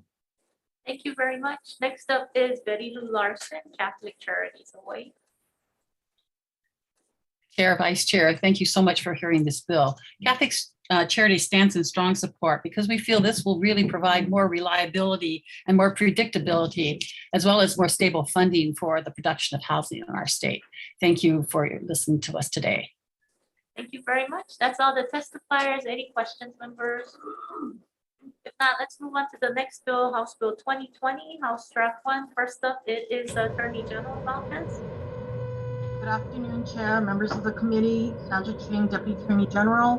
We provided written comments, and we just really want to note that although the bill does make an appropriation from the general fund into the revolving fund, it does not make a further appropriation out of the revolving fund so that HHS may spend funds. We provided suggested language. I'm available for questions. Thank you for the opportunity. Thank you very much. Next up is HHFDC. Thank you very much, Chair, Vice Chair, members. HHFDC strongly supports this bill to seed funds for the new Affordable Homeownership Revolving Fund, which is going to provide a huge opportunity for single-family homes. Thank you very much for the opportunity. Thank you very much. Next up is Hawaii Habitat for Humanity Association. Aloha, Chair and Vice Chair and committee members. Thank you for the opportunity to testify in strong support of this fund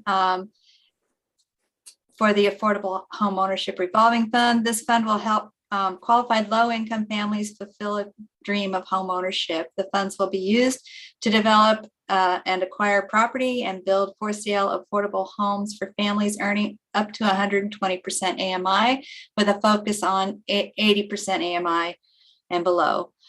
We believe dollars from this fund will be leveraged significantly with matching funds from other available sources like CDFIs and USDA funds. I am available for questions if there are any. Thank you for allowing me to testify. Thank you very much. That's all the testifiers. Any questions, members? If not, let's move on to the next bill, House Bill 2080, House Draft 1. First up, it is DBED. Oh, sorry, HHFDC.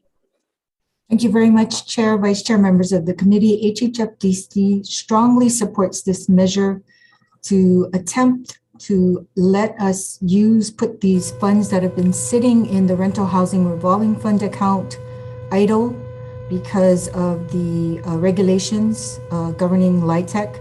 We'd like to be able to transfer it and put it to good use under DERF. Thank you very much for the opportunity to testify. Thank you. Is DBED providing a separate testimony, or is that also?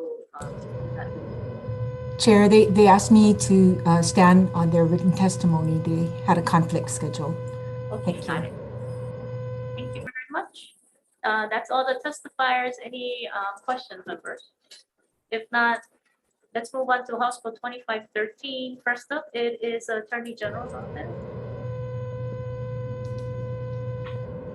Good afternoon again, Chair, members of the committee. My department merely notes again that there is a general appropriation into the revolving account, revolving fund, but not a subsequent appropriation out of the revolving fund. Provided suggested language and written comments. Thank you very much. Next up, it is HHFDC. Thank you very much, Chair, Vice Chair. HHFDC stands in strong support of this measure This infusion will help address a serious issue in the state facing the out-migration of our workforce, young professionals, and our tax base. Thank you very much for the opportunity. Thank you. Next up, it is Catholic Charities, Ms. Betty Lou Larson. Chair and Vice Chair, thank you so much for the opportunity to provide comments on this bill.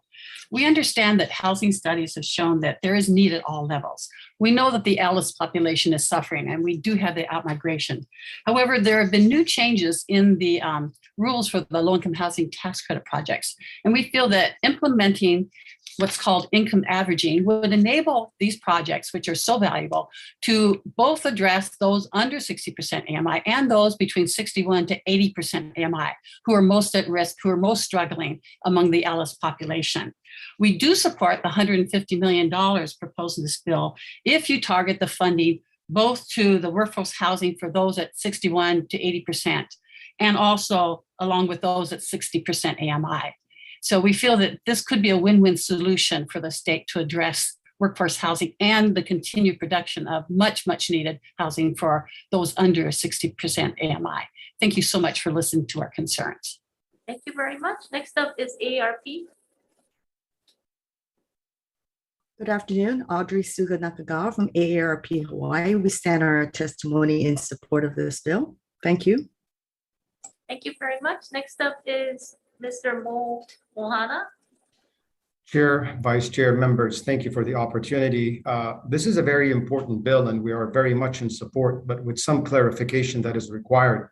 We do agree with Charities of Catholic Charities of Hawaii on the need of addressing the income averaging. However, the income averaging, when adopted by HHFDC, can be addressed under the existing state ceiling bond program. This specific funding is targeting projects that are not using state ceiling bond funding or state credits, hence the 61 to 100. High-Ridge Costa strongly supports this fund with the following modification, that it supports 60% to 100%, not 61, but excludes these projects that would receive this funding from applying for tax-exempt bonds under the state ceiling program or using federal and state credits. There are other financing programs that are available to provide workforce moderate income housing, which we believe these funds should target.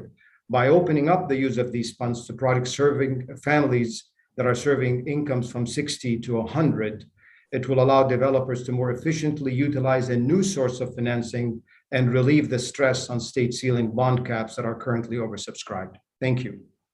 Thank you very much. That's all the testifiers. Any questions, members?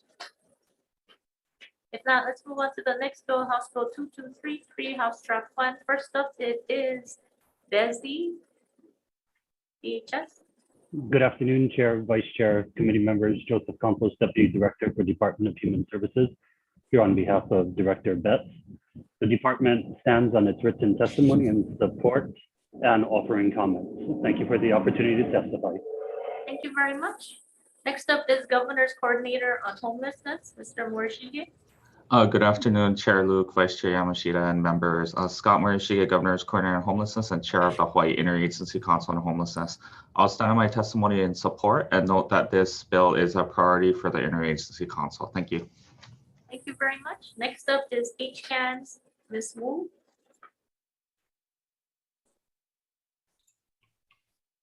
Aloha, Chair, Vice Chair, committee members. Thank you for this opportunity to testify in support of this bill. We know that there's a need for housing, especially among TANF families. And I just wanted to remind you all that this is a great way to spend down our more than $350 million in unspent TANF reserve funds. We have the second largest amount of unspent TANF reserve funds as a proportion of our annual block grants.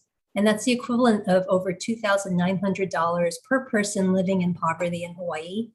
That places us in the top 3 states for the most TANF reserve funds per person living in poverty. So this is a really great way to start spending down those funds and help families stay in stable housing. Thank you. Thank you very much. Next up is Catholic Charities Hawaii, Ms. Betty Larson. Chair Luke, Vice Chair Yamashita, thank you so much for hearing this very important bill. We feel that this really would enhance the ability of these families to become independent and stay independent once the TANF ends. constant chronic stress is not only harmful to families and their ability to find housing, but their health, everything is affected. Their children are affected by chronic stress of not being able to either find housing or not be able to pay the rent on a monthly basis. You're always worrying about that. We feel this is, again, as it's stated, an excellent use of the reserve funds to offer this up to $500 rental subsidy per month. Thank you very much for hearing this bill. Thank you. Next up is Zanta Club of Hilo.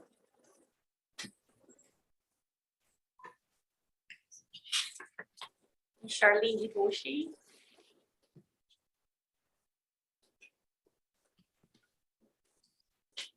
If not, we'll move on to Partners in Care.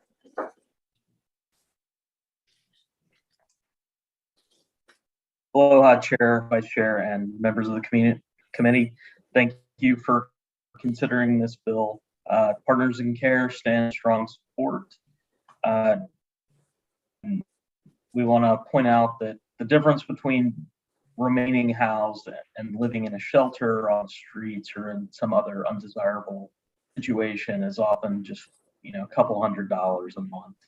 So this is a huge bridge to that sustainability, and we find that families often are able to maintain a more successful employment that then allows them to graduate from the program. Thank you for your consideration. Thank you very much. Next up is Tax Foundation of Hawaii, Mr. Yamashika. Good afternoon, Chair, members of the committee. This is Jane McMillan on behalf of Tom Yamachika, the Tax Foundation of Hawaii. We will stand on our written comments submitted on the measure. Thank you. Thank you very much. Next up is Community Alliance Partners, Kristen Alice. Aloha, my name is Kristen Alice here on behalf of Community Alliance Partners, the Big Island Coalition to End Homelessness, also Hope Services Hawaii. We strongly support this bill because, like the other testifiers before us have said, just a few $100s a month can mean the difference between homelessness and a stable, safe home. Thank you. Bye-bye. Thank you very much. That's all the testifiers for this bill. Any questions, members? If not, thank you very much. Let's move on to the next bill, House Bill 1859. House Draft 1. First up, it is Hawaii Public Housing Authority. Good afternoon, Chair, Vice Chair, members of the committee. Hakeem Wansafi on behalf of the Housing Authority, standing on our testimony and support. Thank you. Thank you very much. Next up is Governor's Coordinator on Homelessness. Good afternoon, Chair, Vice Chair, and members. I'll stand on my testimony and support. Thank you for the opportunity to testify. Thank you very much. Next up is Catholic Charities Hawaii.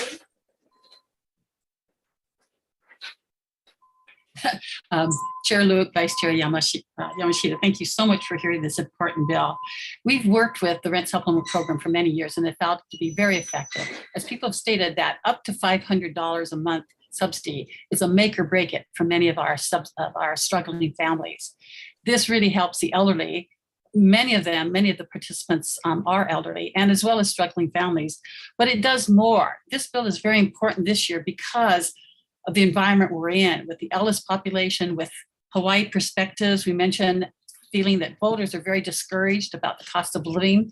And this will, I think, be a sign to voters and to our residents that really you care and that we want to find ways to help struggling families make the rent, which is one of the biggest expenses they have. Thank you very much for hearing this bill. Thank you very much. Next up is Partners in Care. Thank you, Chair, Vice Chair, and members of the committee. Partners in Care stands in support of this bill, and just want to point out that often major costs are incurred once someone becomes homeless. So the prevention of homelessness is a huge factor here. It saves money and capital. Thank you. Thank you very much. That's all the testifiers for this bill. Any questions, members? If not, let's move on to the next bill, House Bill 1752, House Draft 2. First up is Hawaii Public Housing Authority. Aloha again, Hakeem Wansafi. We stand on our testimony. Thank you. Thank you very much. Next up is Governor's Coordinator on Homelessness. Good afternoon again. I'll stand on my testimony and support. Thank you. Thank you very much. Next up is Catholic Charities Hawaii.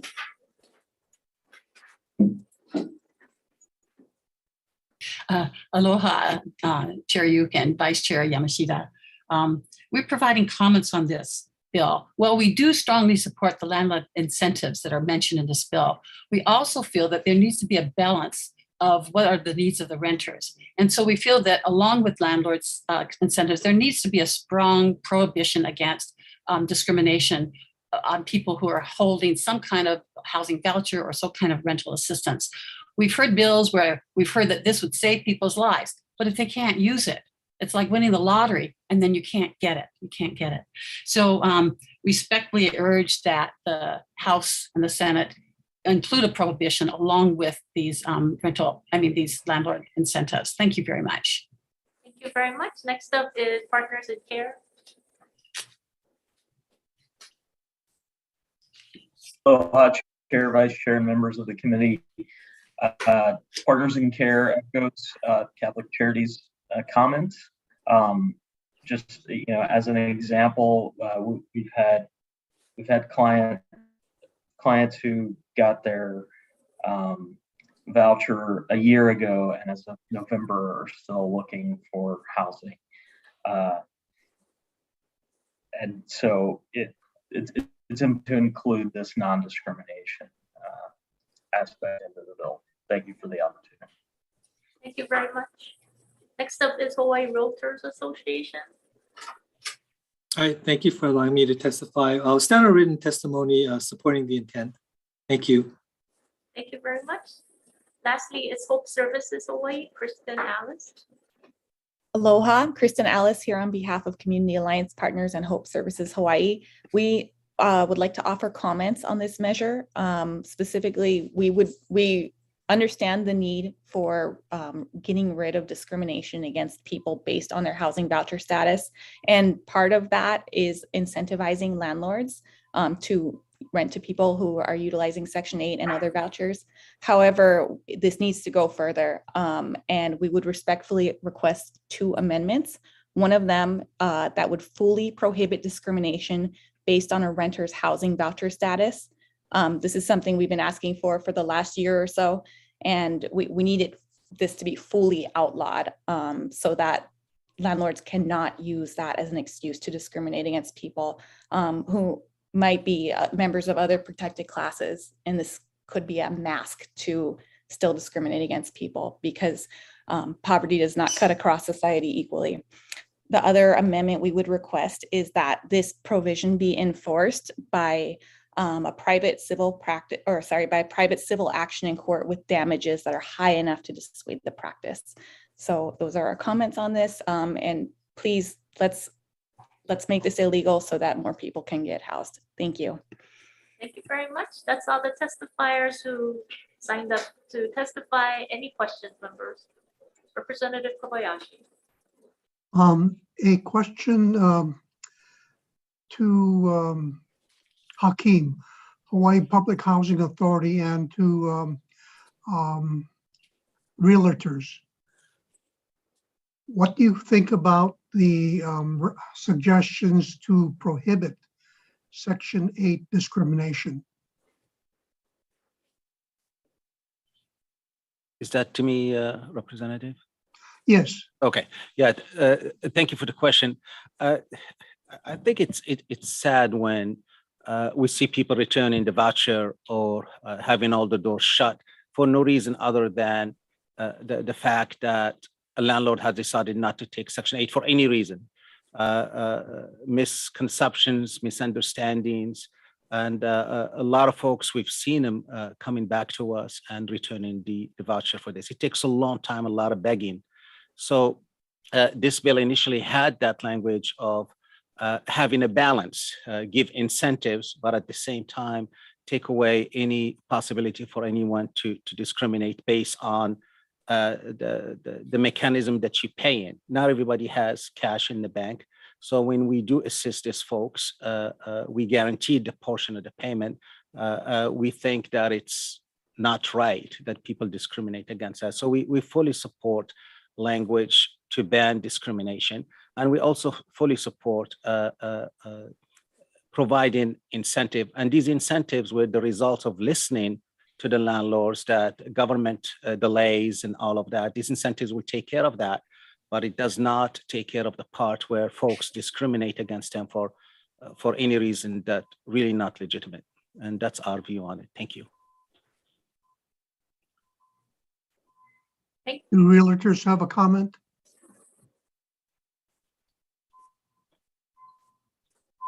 Yeah, just I'd like to add, yeah, it's not a sort of a discrimination issue. It's really through no fault of the property owner and no fault of the voucher holder. I mean, we've always argued that the way that you make it work is to fix the inherent problems. So give you a situation. And again, you have two renters. One renter says, I can take the unit now.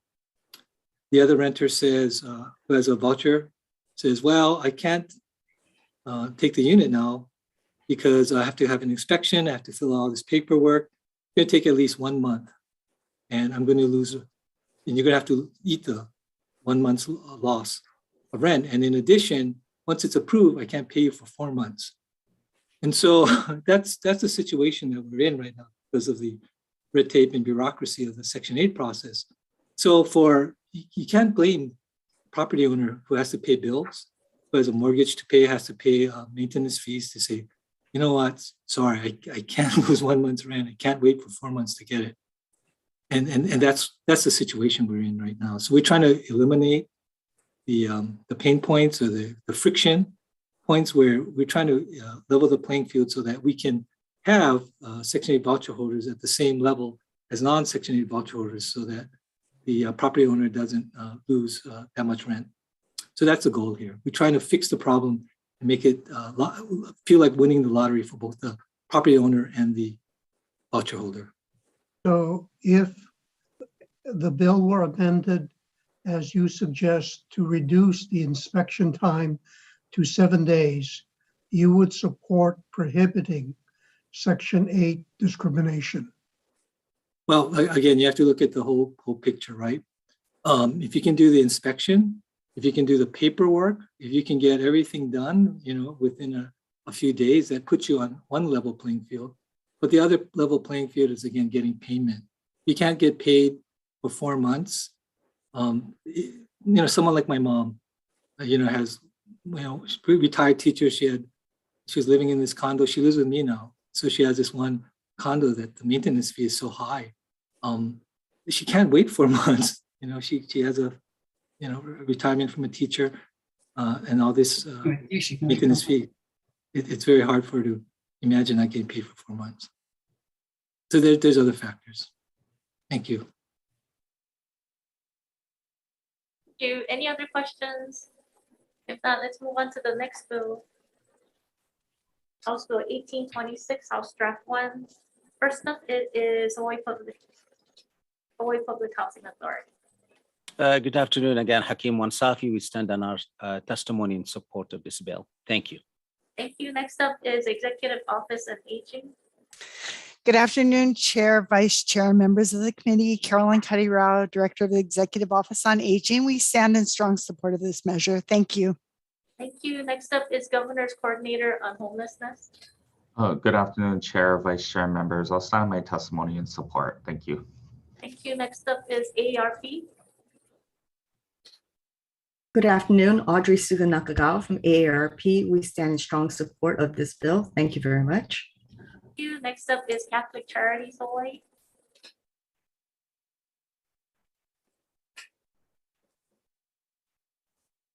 Oh, you're muted, Betty. Chair Luke and Vice Chair Yamashita, thank you so much for hearing. This is such a critical bill. We have so many people, 53 on our wait list, who are homeless or at risk. And the only real difference is the money for the rent. If they had this money for the rent, they could get in. And I tell this recent story of an 81-year-old, never had to ask for any help, not even food stamps. Got a little sick, lost her job, she was still working, became homeless. This bill would have saved her, but it also needs housing counseling and landlord assistance. So I'm very happy that this is part of this bill, because it's not so easy when you're 81 or 75 to go out and look for housing. And this would help them. Also, the whole thing about discrimination with landlords, it would help to have an agency talking with the landlords, explaining the benefits and giving them a chance to say, hey, I'm elderly, give me a chance. So I think that's an important part of this bill, as well as the staffing for HPHA, of course, because in order to run the program and be timely, they need that. Thank you so much. Thank you. Thank you very much. Next up is Partners in Care. Chair, Vice Chair, and members of the committee, thank you for the time. Just want to point out that due to the high cost of living here in Hawaii, many kapuna and their support systems are moving away. And this is a good way to help them afford to stay, and so that they can, pass on their wisdom to everyone. Thank you. Thank you very much. That's all the testifiers. Any questions? If not, let's move on to the next bill, House Bill 1749. First up, it is Governor's Coordinator on Homelessness. Good afternoon, Chair, Vice Chair, members. I'll sign my testimony supporting the intent and offering comments. Thank you for the opportunity to testify. Thank you very much. Next up is DHS. Good afternoon, Chair, Vice Chair, committee members. Joseph Campos, Deputy Director, Department of Human Services, here on behalf of Director Betts. The department stands on its written testimony, appreciating the intent of the measure, requesting amendments, and providing comments. Thank you for the opportunity to testify. Thank you very much. Next up is Catholic Charities Hawaii.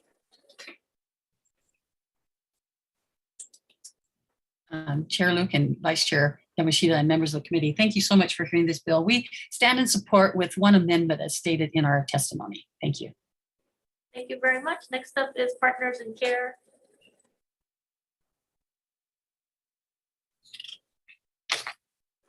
Aloha, Chair, Vice Chair, and members of the committee. We also stand on our written testimony. Thank you. Thank you very much. Next up is Common Cause Hawaii.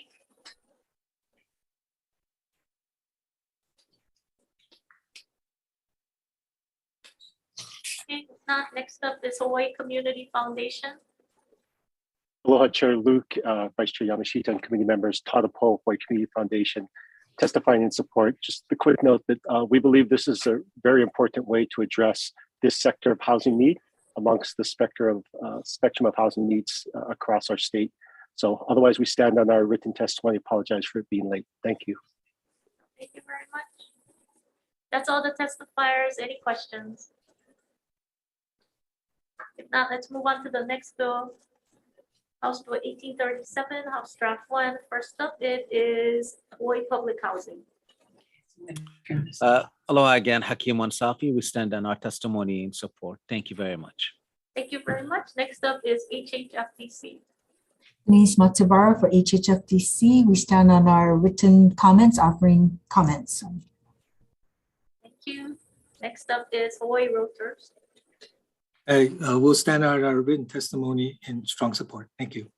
Thank you very much. That's all the testifiers. Any questions? Now let's move on to the next bill, House Bill 1751, House Draft 2. First up is Department of Agriculture.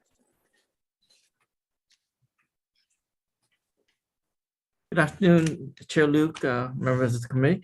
The department will stand on its testimony expressing concerns about the unintended impact about resulting from increasing density in the rural district. Thank you. We're available for questions. Thank you. Does Hawaii Realtors want to testify on this bill? I have you on the list, but you didn't sign up for Zoom. No, we'll stand. Okay, thank you. That's all the testifiers. Any questions, members? If not, let's move on to the next bill, House Bill 1917, HHFDC. Thank you, Chair, Vice Chair Denise Matsubara for HHFDC. We stand in strong support for this measure that will allow the state the best possible position during negotiations for this Front Street property ground lease. The There's been ongoing litigation on this, and the judge has already ruled that this apartment should remain affordable. The owner has filed an appeal, and so we ask for this measure to give the state the best possible position during renegotiations. Thank you. Thank you very much. That's all the testifiers. Any questions, members? If not, let's move on to the next bill, House Bill 2273. On this bill, no one signed up to testify, so we will move on to the following bill, House Bill 1695, House Draft 1. Even this one, no one signed up to testify on these very two important fireworks bills, so nobody signed up to testify. So we will now move on to House Bill 2275. House Draft 1. First up, it is Prosecuting Attorney's Office. Good afternoon, Chair, Vice Chair, members of the committee, Deputy Prosecutor Tricia Nakamatsu, appearing on behalf of the department, only prosecuting attorney, will stand on a written testimony in support, available for questions, if any. Thank you very much. Next up is Kihei Community Association, Mike Moran. Okay, that the person is not there. That's all the testifiers. Any questions? If not, let's move on to the next bill, House Bill 1784. No one signed up to testify, so we will move on to the last bill, House Bill 2108, House Draft 1. First up, it is DCCA, Ms. Ikeda. Aloha, my name is Iris Ikeda. I'm the Commissioner for the Division of Financial Institutions, representing DCCA, the Department of Commerce and Consumer Affairs. We are offering comments on this administration bill, of course, in support. I'm focusing primarily on the fees of this bill. We'd like to point out that in the lawsuit of Hawaii Insurance Council versus Lingle, the fees that are gathered in this particular program should be used for the examiners supervising the program, which is why we're asking for the fees that we're asking for.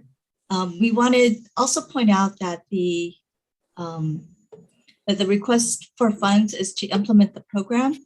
The DFI believes that due to the complex and complicated business structure and financial plans, and of course, this evolving industry in digital currency, and in addition, as we learned, the constant change in key personnel affecting the operations of the company, DFI requests 3 examiners to supervise these companies. We are currently running the DCIL, the Digital Currency Innovation Lab, where we have gathered a lot of information about digital currency transactions, which is why we have created this bill for licensure. In addition, we have a couple of proposed amendments that we'd like to suggest. I've been continuing to meet with various stakeholders from the Digital Currency Innovation Lab participants, some industry folks who are not part of the Innovation Lab, state and federal regulators, and companies who transact in digital currency. And as these discussions continue, I've been trying to incorporate some of these thoughts into the bill, and the proposed amendments are in Appendix A in our testimony. And I'd be happy to answer any questions you have. Thank you. Thank you very much. Next up is Blockchain Solutions Hawaii. Thank you, Chair Luke and Vice Chair Yamashita. Blockchain Solutions Hawaii stands on our testimony in support of this bill, offering amendments. Okay. Thank you very much. Okay. Sorry. Thank you very much. Next up is HTDC. Oh, Miss Betty Lou Larson, can you mute your mic, please? Thank you very much. Okay, next up is HTDC, Mr. Len Higashi. Thank you, Chair Luke, Vice Chair Yamashita, members of the committee. Len Higashi, Hawaii Technology Development Corporation. Thank you for hearing this bill. It's very important to get this passed this session to allow cryptocurrency activity to continue here in Hawaii. We stand in our testimony, written testimony in support, and our partnership with the Division of Financial Institutions and the changes requested by Commissioner Ikeda. Thank you. Thank you very much. Next up is Grassroot Institute of Hawaii. Last one is Katie Jackson. Okay, that's all the testifiers. Any questions, members? If not, let's recess until 2 p.m. where we'll do decision making on this agenda and start off on our 2 p.m. agenda. So we will do decision making at 2 p.m. Thank you very much. Recess.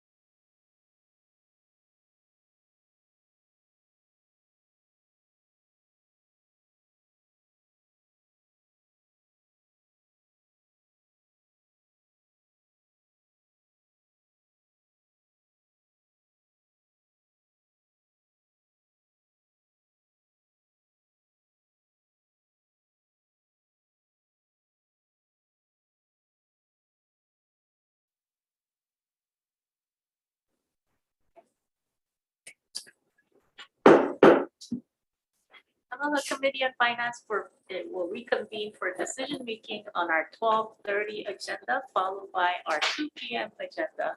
So first up for our 12:30 agenda decision making, we have House Bill 2023, House Draft 1. Recommendation is to pass as is. Any discussion?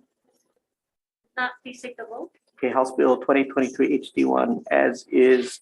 Chair votes aye, Vice Chair votes aye. Representatives Bronco, Aye. Eli, Aye. Hope, Aye. Iligan, Aye.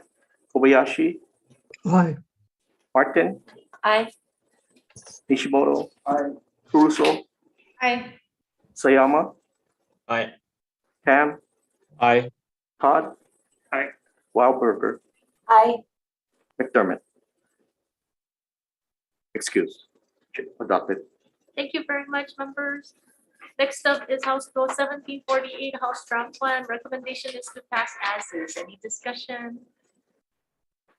Not, please take the vote. Okay, voting on House Bill 1748 HD1, recommendation is passed as is, noting Representative McDermott is excused. And throughout this agenda, are there any reservations? No's? Adopted. Thank you. Next up is House Bill 1753, House Draft 1. Recommendation is to pass as is. Any discussion? Not, please take the vote. House Bill 1753 HD1 as is. Any reservations? No's? Adopted. Thank you. Next up is, did we do 1753? Okay, sorry. House Bill 1829, House Draft 1. Recommendation is to pass as a HD2, defecting the effective date and technical non-substantive changes. Any discussion? Please take the vote. Okay, House Bill 1829 HD1 with amendments. Any reservations? No's? Adopted. Thank you. Next up is House Bill 2020, House Draft 1. Recommendation is to pass as is. Any discussion? Please take the vote. Okay, House Bill 2020 HD1 as is. Any reservations? No's? Adopted. Thank you. Next up is House Bill 2080, House Draft 1. The Senate bill is moving, so we will be deferring this. Next up is House Bill 2513, House Draft 1. Recommendation is to pass as a HD2, blanking out the amount and technical non-substantive changes. Any discussion? Not, please take the vote. House Bill 2513 HD1 with amendments. Any reservations? No's? Adopted. Yeah, Vice Chair. Yes. No. Representative Caruso has a no vote. Any others? Okay, all the rest vote aye. We're adopted. Thank you very much. Next up is House Bill 2233, House Draft 1. Recommendation is to pass as is. Any discussion? If not, please take the vote. Okay, House Bill 2233 HD1 as is. Any reservations? No's? Adopted. Thank you very much. Next up is House Bill 1859, House Draft 1. Recommendation is to pass as is. Any discussion? If not, please take the vote. House Bill 1859 HD1 as is. Any reservations or no's? Adopted. Thank you. Next up is House Bill 1752, House Draft 2. Recommendation is to pass as a HD3, blanking out the amount and technical non-substantive changes. Any discussion? If not, please take the vote. House Bill 1752 HD2 with amendments. Any reservations? Reservations for Representative Caruso. Any others? Vice Chair, if I could just add, I'd like to see that prohibition against discrimination added back in. So that's the basis for my reservation. Thank you. Any other reservations? Any no's? Chair recommendations adopted. Thank you. Next up is House Bill 1826, House Draft 1. The Senate bill is moving, so we will defer.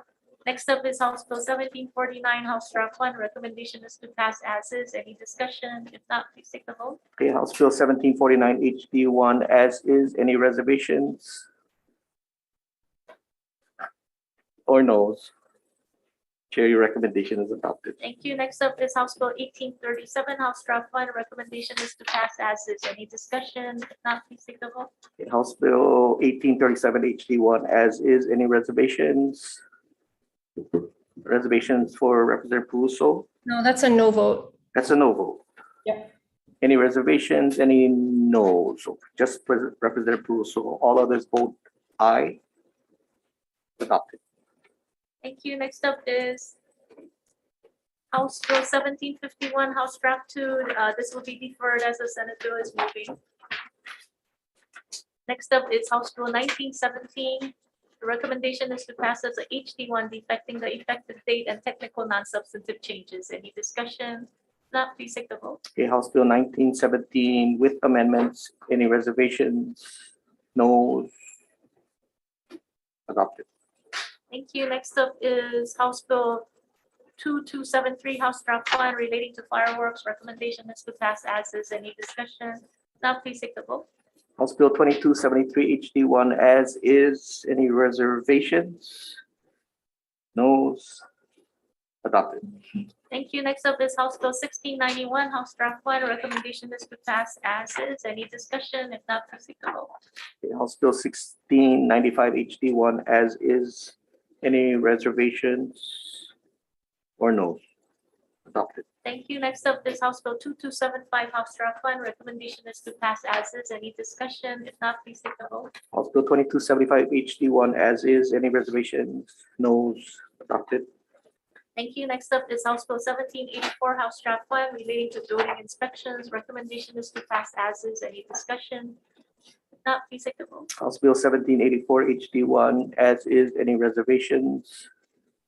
No's. Adopted. Thank you. Next up is House Bill 2108, House Draft 1. Recommendation is to pass as is. Any discussion? If not, please take the vote. House Bill 2108 HD1 as is. Any reservations? Any no? Adopted. Thank you very much. We'll move on to the next agenda. On the next agenda, there will be a bunch of bills which will be deferred only because the Senate bill has already passed. So what that means is because the Senate companions are moving these bills, they would beat the cross, and so in order to not have extra drafting work on our drafting agency, because these bills would not be heard by the Senate anyway, we will be deferring them. So just to save the testifiers time, and we appreciate the testifiers testifying only because these are for our records, and we encourage you to testify again when the companion Senate bills are in finance again. So these bills will be House Bill 1773, those that will be deferred because the Senate bill has already passed. That's a very important bill, and we note that it's an important bill. So we encourage you to, again, follow the Senate bill. House Bill 1594, House Draft 1, the Senate bill has already passed. House Bill 1549, House Draft 1, the Senate bill has already passed. House Bill 1547, House Draft 1, the Senate bill has already passed. House Bill 1975, House Draft 1, the Senate bill has already passed. And lastly, House Bill 1679, House Draft 2, the Senate bill has already passed, and those bills will be deferred on this agenda. And I didn't want to waste testifiers' time if they're waiting around for those bills. So with that, I will announce it again as we get to that agenda for those bills. Okay, so with that, why don't we start? House Bill 2512, House Draft 1, relating to Ohana zones. First up, it is DLNR.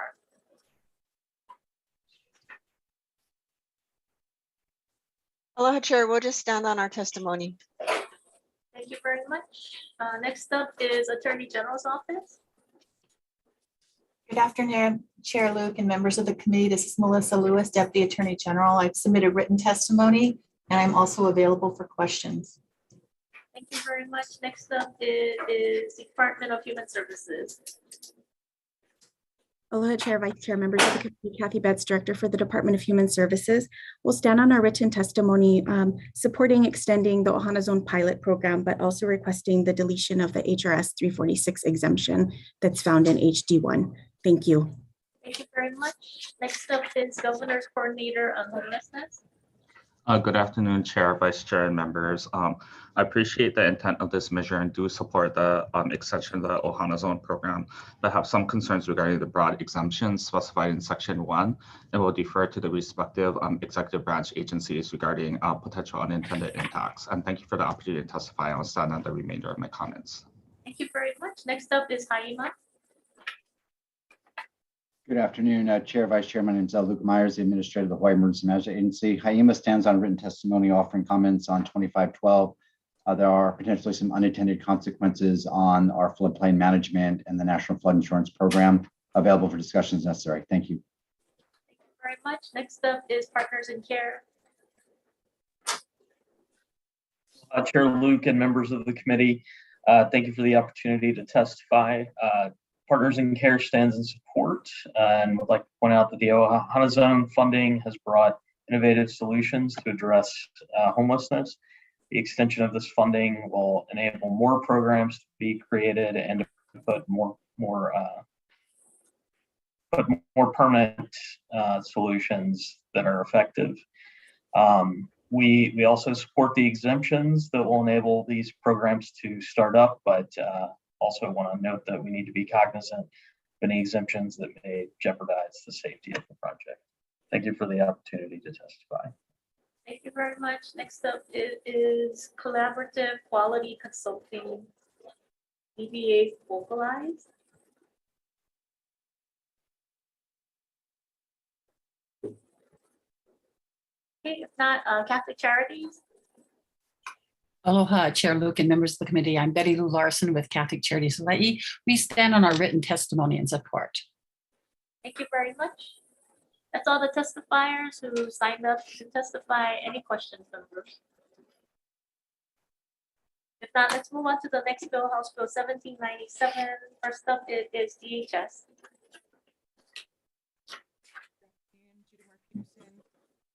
Administrator with the Department of Human Services. Director Betts or MedQuest. Can you hear me? MedQuest Division. Yes. Can you? Okay, go ahead. Yes. Sorry. I'm sorry. I did my whole spiel and you couldn't hear me. I apologize for that. So I'm Judy Moore Peterson. I'm administrator for the MedQuest Division with the Department of Human Services. We stand on a written testimony. We appreciate the measure's intent and we offer comments. Thank you.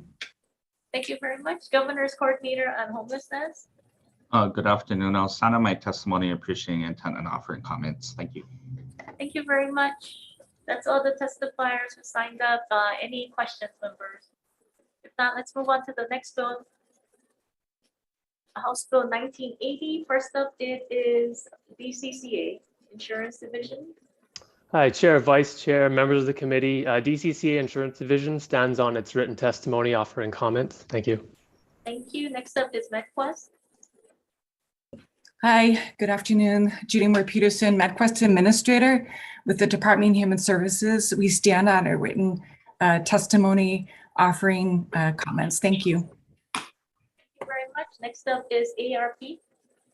Audrey Suga Nakagawa from AARP. We stand on our testimony supporting the intent of this bill. We just want to make a comment that the opportunities in this bill are rather limited, and we recommend that audio-only telephonic communication be allowed when preferred by the patient. So we just want to make sure that that is included. Thank you. Thank you. Next up is HMSA.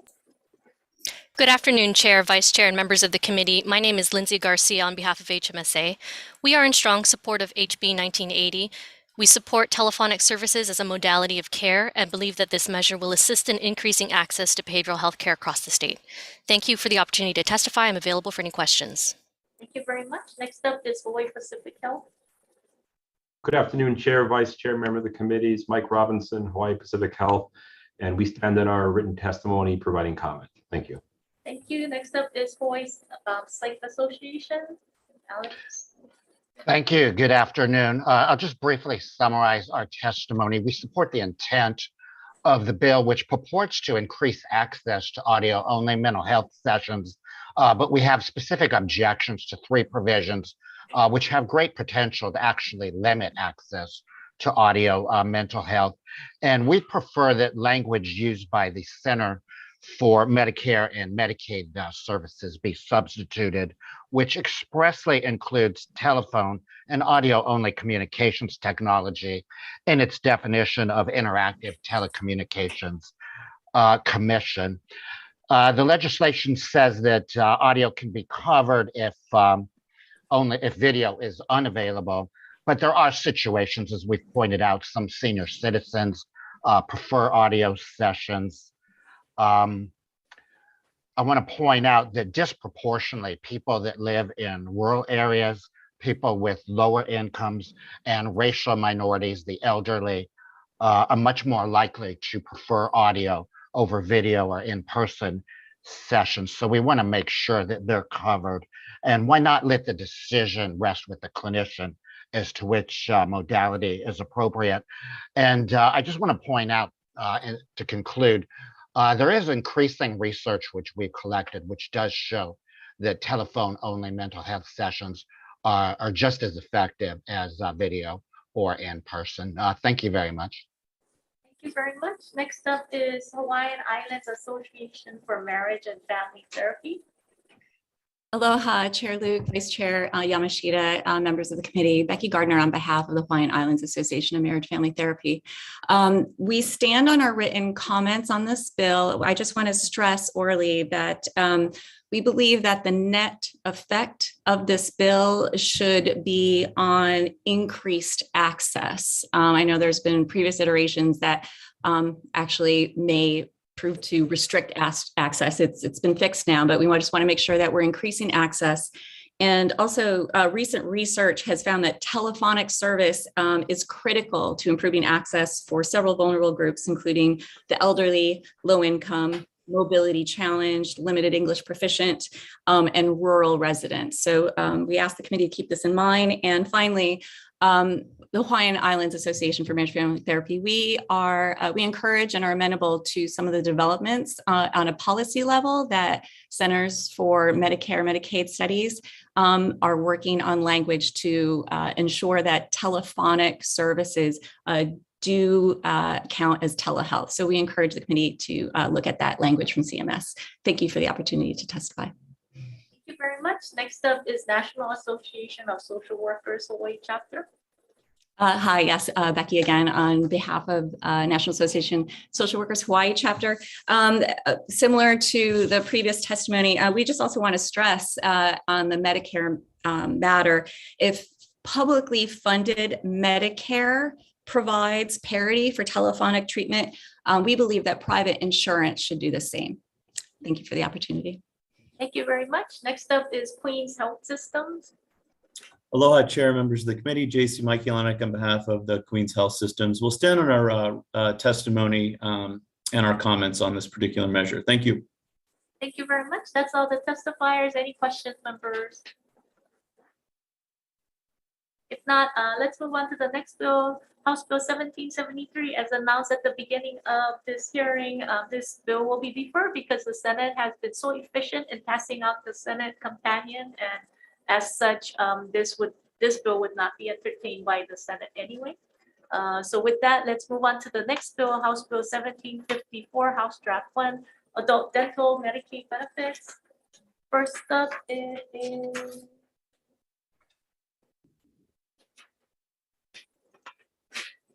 DHS MedQuest. Hi, good afternoon. Chair Luke, members of the committee, I'm Judy Moore-Peterson. I'm the MedQuest administrator with the Department of Human Services. We stand appreciating very much this particular measure. We stand on a written testimony. We do respectfully request that the legislature consider supporting the executive budget in which this support for adult dental has already been included. Thank you. I'm here and available for any questions. Thank you. Thank you very much. Next up is the Executive Office of Aging.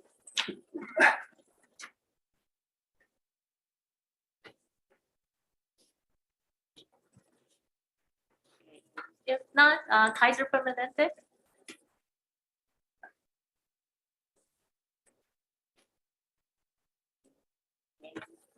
If not, Hawaii Oral Health Coalition, Hawaii Public Health Institute.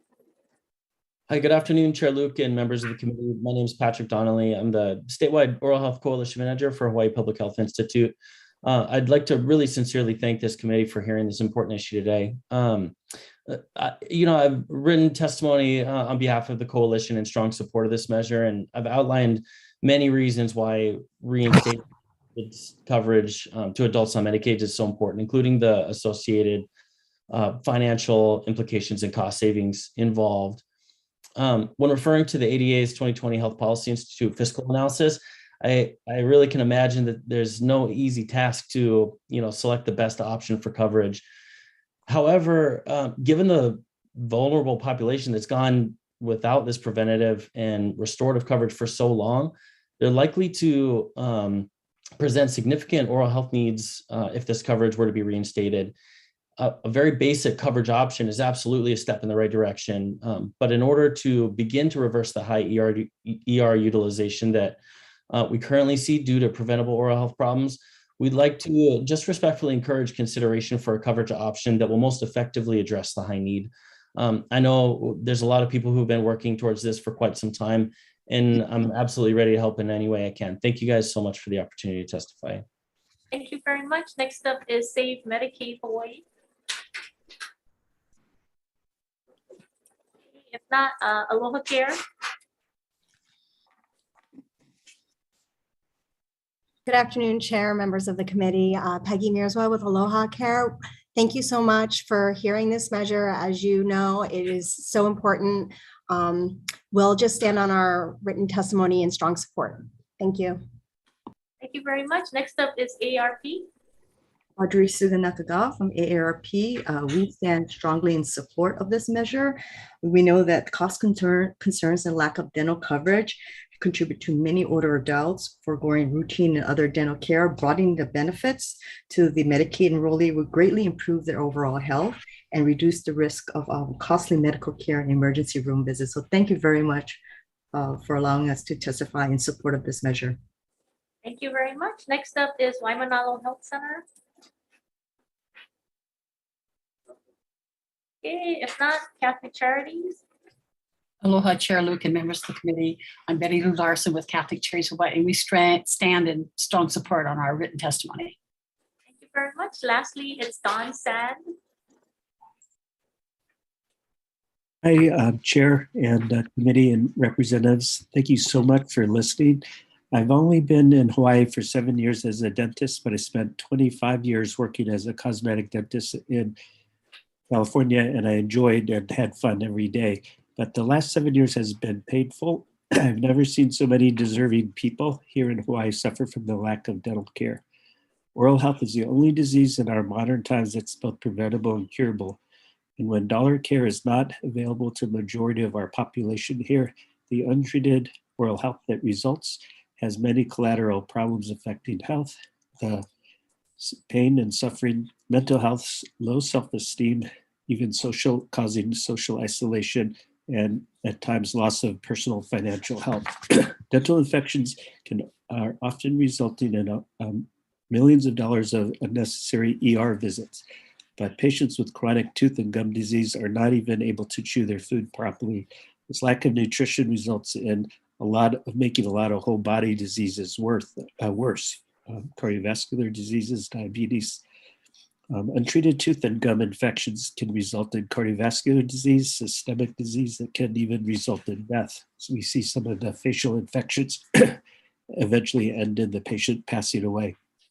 Without dental treatment, our people in Hawaii cannot competitively get jobs when they have no teeth to even smile in the initial interview. Having the shame of bad teeth often results in loss of needed socializing. Our kapuna continue to have teeth that could be saved and are being lost without any insurance help to help save the teeth preventively or replace teeth. Sometimes it's just adding one plastic tooth in the front that can change a kapuna's whole life.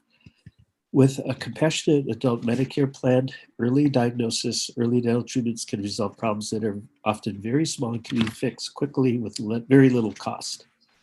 Early treatments are unavailable, then there's often very huge costs from this deferring the dental treatment. One good example is when one small filling, any of us had a filling know, can be fixed early at a very low cost. Maybe it's $150.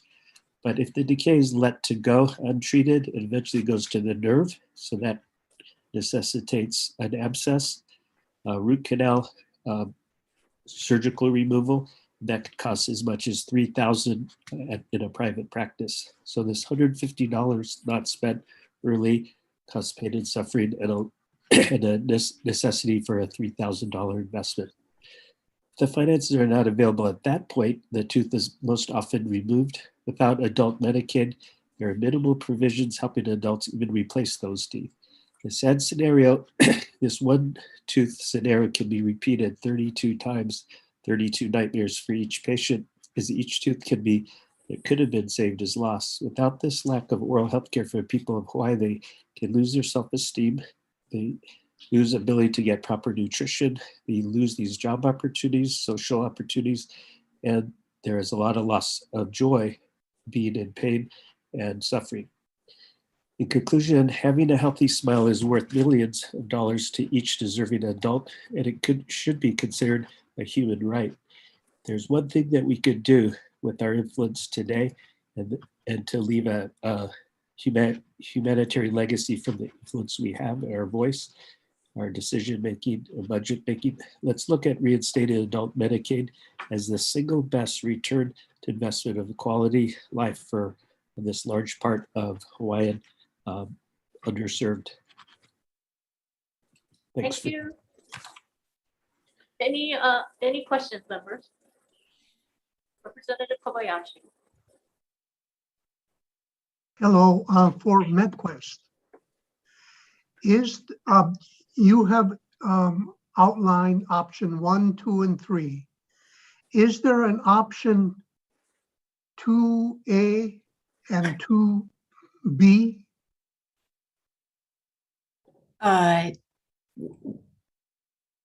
We have the 3 options. Were you thinking what would a 2A and 2B look like? Well, I mean, 2A and 2B would be some modification of the 3 levels. You know, something between, say, option 1 and option 3. Well, we can always consider adding or subtracting things from the 3 options. You know, our dental consultant worked very closely with the American Dental Association and their research arm in coming up with those three particular options. And if there was a desire to come up with a less than the 2 option, but more than the 1 option, then we would be happy to talk with with the clinicians who are involved as to what they thought were the best things to add or take away. Okay, so we are not exactly limited by your options 1, 2, and 3. You are not. Those are meant for your consideration, based on our many years of requesting a restoration of the adult dental benefit and recognizing that an iterative approach might be more palatable. That is why we came up with those 3 options. Thank you. Mm-hmm. Any other questions? If not, let's move on to the next bill. House Bill 1594, as announced at the beginning of this hearing, this bill will be deferred only because the Senate bill is already moving. So let's move on to the next bill, House Bill 1635. First up, it is Department of Health. Good afternoon. I'm Matthew Shim, Chief of the Family Health Service Division. The department stands on its testimony, providing comments, and I'm here to answer any questions. Thank you. Thank you. That's all the testifiers. Any questions first? If not, let's move on to the next bill, House Bill 1758. First up, it is Hawaii State Center for Nursing.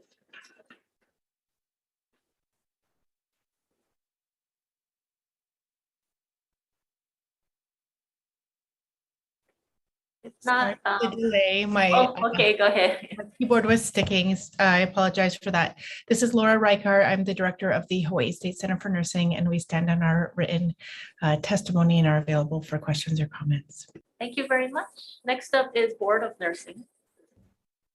Good afternoon, Chair and members of the committee. Chelsea Fukunaga for the Board of Nursing. The board will be standing on its written testimony. Thank you. Thank you very much. Next up is Hawaii Friends of Civil Rights.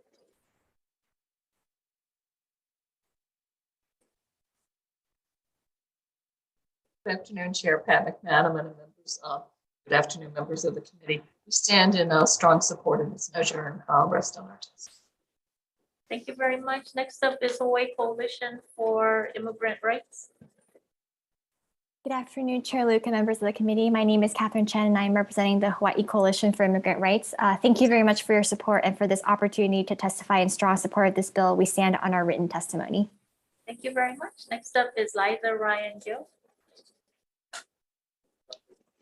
Okay, if not, that's all the testifiers. Any questions, members?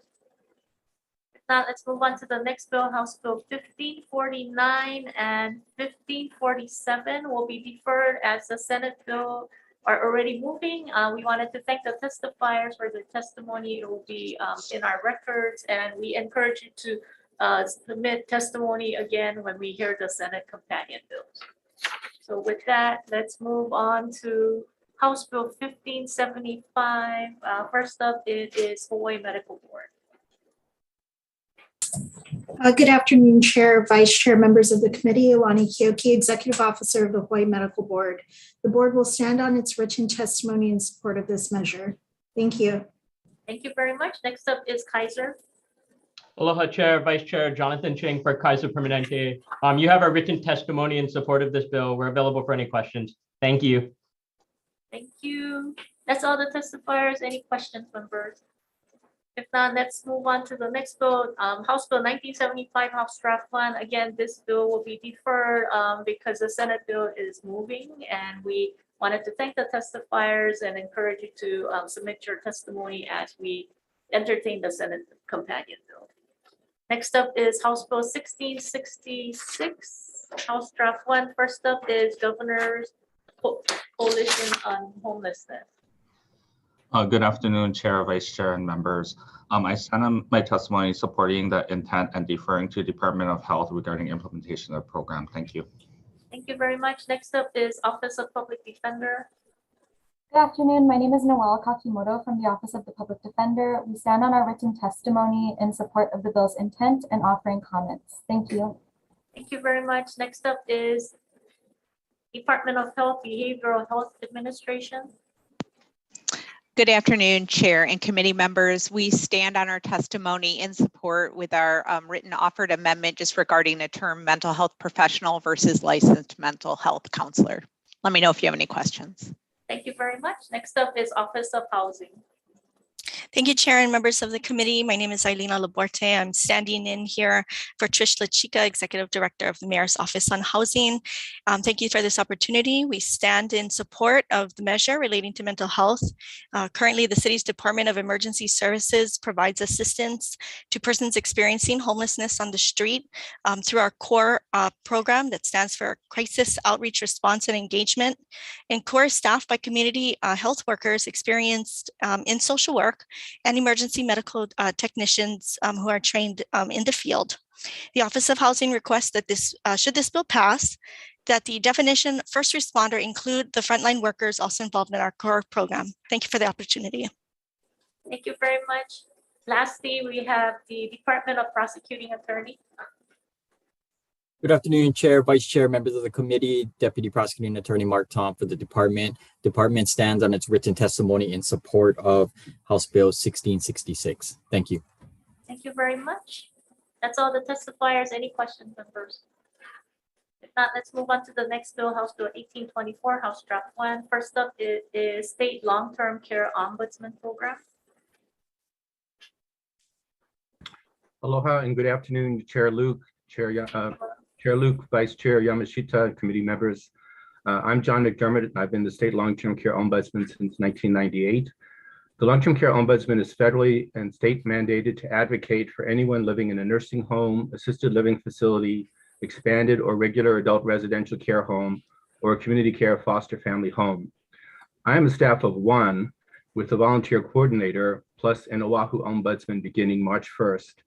We have wonderful volunteers and 3 part-time contractors thanks to the legislature, but contractors and volunteers are not a substitute for staff. This bill is asking for 5 positions: a full-time permanent local ombudsman for Kauai, 1 for Maui, 1 for the Hilo side, 1 for the Kona side of Hawaii, and 1 more for Oahu. Our neighbor islands, Kapuna, should not have to wait for me to show up and come to their rescue. In 1995, the National Institute of Medicine recommended a minimum of 1 full-time ombudsman for every 2,000 residents. We have almost 13,000 residents. If this bill passes, we will finally meet that 1995 standard, which every other state achieved years ago. We have 1,779 facilities spread over 6 islands. For me to visit every facility quarterly, which is the federal requirement, I must be at 30 facilities a day, every day. We started as a demonstration project in 1975. We became federal law in 1978 and state law in 1979. So the neighbor islands have been waiting for their own local ombudsman for 43 years. Please don't make them wait any longer. Thank you for this opportunity to testify. Thank you very much. Executive Office on Aging. Good afternoon, Chair Luke, Vice Chair Yamashita, members of the committee, Carolyn Kadirao, Director of the Executive Office on Aging. EOA is submitting comments on House Bill 1824 HD1, which makes an appropriation for the Office of the Long-Term Care Ombudsman Program, which is in the Executive Office on Aging. The Ombudsman Program has been underfunded for decades, and we appreciate the legislature for providing funding in 2017 for the Oahu Long-Term Care Ombudsman and for those part-time contracted neighbor island ombudsman. The states of similar size, as John had mentioned, have between 5 and 13 full-time employees. The ombudsmen are the eyes and ears for our most vulnerable institutionalized kapuna in our community. The pandemic really reiterated the need for ombudsmen in facilities when families could not visit their loved ones and residents were isolated from the outside world. Our legislature has supported our older adults in home and community-based settings through our Kapuna Care program, and we ask that you extend the same regard to our most vulnerable residents in these residential settings. The administration's budget does include 2 full-time equivalent permanent ombudsman positions, and we support any additional funding and positions for this program, provided that it doesn't, the enactment does not reduce or replace anything in the administrative budget. And I'm available for any questions. Thank you. Thank you very much. Next up is AARP. Audrey, Suga, Nakagawa from AARP Hawaii. Both John, the long-term care ombudsman, and the Executive Office on Aging has clearly articulated the situation and the strong reasons why we need to have 5 more positions. And therefore, AARP stands on its written testimony in strong support of passing this bill. Thank you. Thank you very much. That's all the testifiers. Any questions, members? Representative Kobayashi. For the long-term care ombudsman, what is the federal requirement? I mean, I understand that if we don't have you, we don't qualify for, or we can't have either Medicare or Medicaid or something like that. Well, the Older Americans Act says, there's a part of it that does say that in order for senior programs to be funded by the federal government, you are required to establish an Office of the Long-Term Care Ombudsman. So that is in the Older Americans Act. And the National Institute on Medicine, their recommendation in 1995, which everybody has followed, is 1 ombudsman for every 2,000. Our state is a little bit more complicated because we're an island state. And so I get the same federal dollars as Delaware, but Delaware doesn't have to jump into an airplane and rent a car in order to get to his facilities. And so the federal funding is fixed. There are 14 states based on our senior population, the amount of money that we get. And the difference is how much is provided by the legislature in terms of staffing and funding. So the minimum of 1 for 2,000, 1995, that was at a time when actually nursing homes were the only thing that existed. You didn't have care homes, you didn't have foster homes. And that has created a logistical nightmare because it's a lot easier to visit one Halinani with 288 beds than to be visiting, 30 or 40 care homes with 5 beds apiece and having to drive all over the place. So again, every state has managed to do this and beyond, except for Hawaii. So we have been. So there is no requirement as to level or number of people or number of inspections by your office? My office doesn't do inspections. That's done by the Department of Health, Office of Healthcare Assurance. So you're required to establish an Office of the Long-Term Care Ombudsman, but federal law does not give an actual number. It's the National Institute of Medicine that had it as a minimum recommendation in 1995. So that's what everybody is following. Thank you. Any other questions? If not, let's move on to the next bill. Thank you. House Bill 2515. First up is Department of Health, Environmental Health Administration. Good afternoon, Chair Luke, members of the committee. The Department of Health stands on its testimony, written testimony, in strong support of this bill. And I would welcome any questions from you. Thank you very much. Thank you very much. Next up is Susan Paula Davis. Okay, that's all the testifiers. Any questions, members? If not, let's move on to House Bill 2424, House Draft 1. First up, it is Attorney General's Office. Thank you for the opportunity to submit testimony. We stand in support with comments. As explained, we believe there's a fix to the concern that we raised in sections 2 and 3. Thank you. Thank you very much. Next up is DHS. Hello, Chair, Vice Chair, and members of the committee. Daisy Hartsfield, Social Services Division Administrator for the Department of Human Services. The department stands by its testimony. We appreciate the intent of the bill and provide comments, and I'm available for any questions. Mahalo. Thank you very much. Next up is Maria Tijerina. Here, next up is Kapua Materas. Aloha, Chair and committee members of the Finance Committee. I'm here to support House Bill 2424 HD1. I'm looking forward to seeing the improvements that will take place because of this bill at the very flawed current child welfare system. I'm hopeful that by funding these programs and added positions, that the current troubling issues will be remedied. I, along with my Waimanalo community, takes this matter very seriously. We intend to stay watchful as to ensure that there will never be another Ariel Sellers who was named Isabella Kalua by her murderers. And we would never like to see this situation again, ever in our community. I am also a bit saddened as to why this bill has been diminished, as well as if waiting for a complaint, that may not mean that we are again failing to protect our keiki. So that is my only concern about House Bill 2424 HD1 as it stands, that it has been diminished a little, and that it states that it would be open, they would offer house visits only for those with a complaint. In Ariel's situation, that would not have helped her. So I'm hoping that that could be remedied as to offer fair solutions for everyone, but to ensure that our children all are safe. Thank you for your time, and mahalo. Mahalo. Next up is Jenna Oda. Not here. Next one is Kimiona Kane, Chair of Waimanalo Neighborhood Board.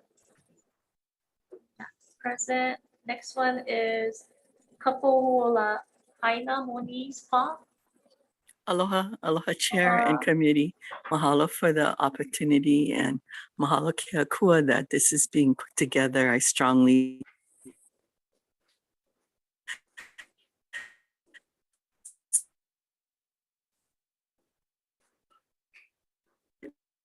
this bill is for the safety and well-being of all children placed, also including frequent inspections, one-on-one conferences with the placed child or children. However, prior to placement, I just want to add that I think the parents and all living in the home should be background checked, and a revised parent training certification should be part of the overhaul that is being proposed. It's a matter of life and to prevent tragedy, which is very preventable. Mahalo for your time. Mahalo. That's all the testifiers. Any questions, members? Yes, Representative Todd. I have a question for the Department of Human Services. I note in your testimony, it doesn't give a specific request or figure for how many positions this increased scope would potentially require. I know that statewide it has been difficult to actually fill all those child welfare service roles. So I was wondering if you have a specific figure in mind. We did provide a figure in our written testimony, and that was based on the current number of children that have been adopted or under legal guardianship. And how we came about the 80 additional positions is based on the recommended ideal number of cases a worker should have. And so we took the number of children in care, and if we do at least 2 visits per year, it would come out to over 7,000 visits. And so if we broke it down by caseloads, it comes out to about 80 additional positions so that we could do all of those visits in a timely and effective manner. Just kind of to clarify, those visits would be a little bit different than the visits that we do for reports of abuse, because we're looking at additional safety issues for these families who have adopted or been awarded legal guardianship of these children. So we're going to have to kind of fine tune our assessment safety policies and take a extra look at these families if we're going in and there's not necessarily a recent complaint, because as provided in the language, it says anytime that there is a complaint. And currently for our hotline calls, the complaint has to be imminent. So there has to be some type of imminent danger in place versus how the language in this proposed bill is written, where it's anytime there's a complaint. So that's something that we're going to have to try and fine tune. So I hope that answered your question. But as a brief follow-up, do you have an estimate for how many of those calls you currently receive that do not are not acted upon because they're not imminent? I don't have the projected numbers, but I can get those numbers to you. Okay, that's all. Thank you. That would be helpful. Okay. Thank you. Any other questions? If not, thank you. Let's move on to the next bill. As stated at the beginning of this agenda, House Bill 1679, House Draft 2 will be deferred because the Senate bill is moving, and we wanted to thank the testifiers for their testimony, and we will have that in our records and encourage you to testify as we entertain the Senate bill. So with that, let's move on to the last bill, House Bill 1762, House Draft 1. First up is Department of Health. Aloha, Chair, Vice Chair Lauren here for the Department of Health. We will stand on our written testimony and support. Thank you. Thank you. DCCA. Good afternoon, Chair, Vice Chair, members of the committee. Kat Awakuni Colon on behalf of DCCA. DCCA will stand on its testimony, appreciating the intent. Thank you for the opportunity. Thank you, Office of Language Access. Good afternoon, Chair Luke, Vice Chair Yamashita, and member of the committee. Aphilat Pamnungleun from Executive Director of the Office of Language Access. We appreciate the intent of this measure and stand on our written testimony offering comment we'll stand by for any question the committee may have. Thank you, Chair. Thank you very much. Haima. Good afternoon, Chair, Vice Chair. My name is Luke Myers, the Administrator of the Hawaii Emergency Management Agency. We stand on written testimony offering comments and are available discussions necessary. Thank you. Thank you very much. Next up is Hawaii Friends of Civil Rights. Good afternoon, Chair, members of the committee. This is Pat McManaman, the Hawaii Friends of Civil Rights. We stand in strong support of this measure. We are requesting a minimum of one language access proficiency coordinator position for OLA, and also requesting an additional appropriation to assist OLA with its operating budget for capacity building in the community. Thank you. Thank you. Lastly, it is Hawaii Coalition for Immigrant Rights. Good afternoon, Chair Luke and members of the committee. My name is Catherine Chen, and I'm representing the Hawaii Coalition for Immigrant Rights. Thank you very much for your support and for this opportunity to testify in strong support of this bill. We stand on our written testimony. Thank you. That's all the testifiers. Any questions, members? If not, let's recess for decision making. We'll do decision making as soon as the members are ready. Thank you. Recess.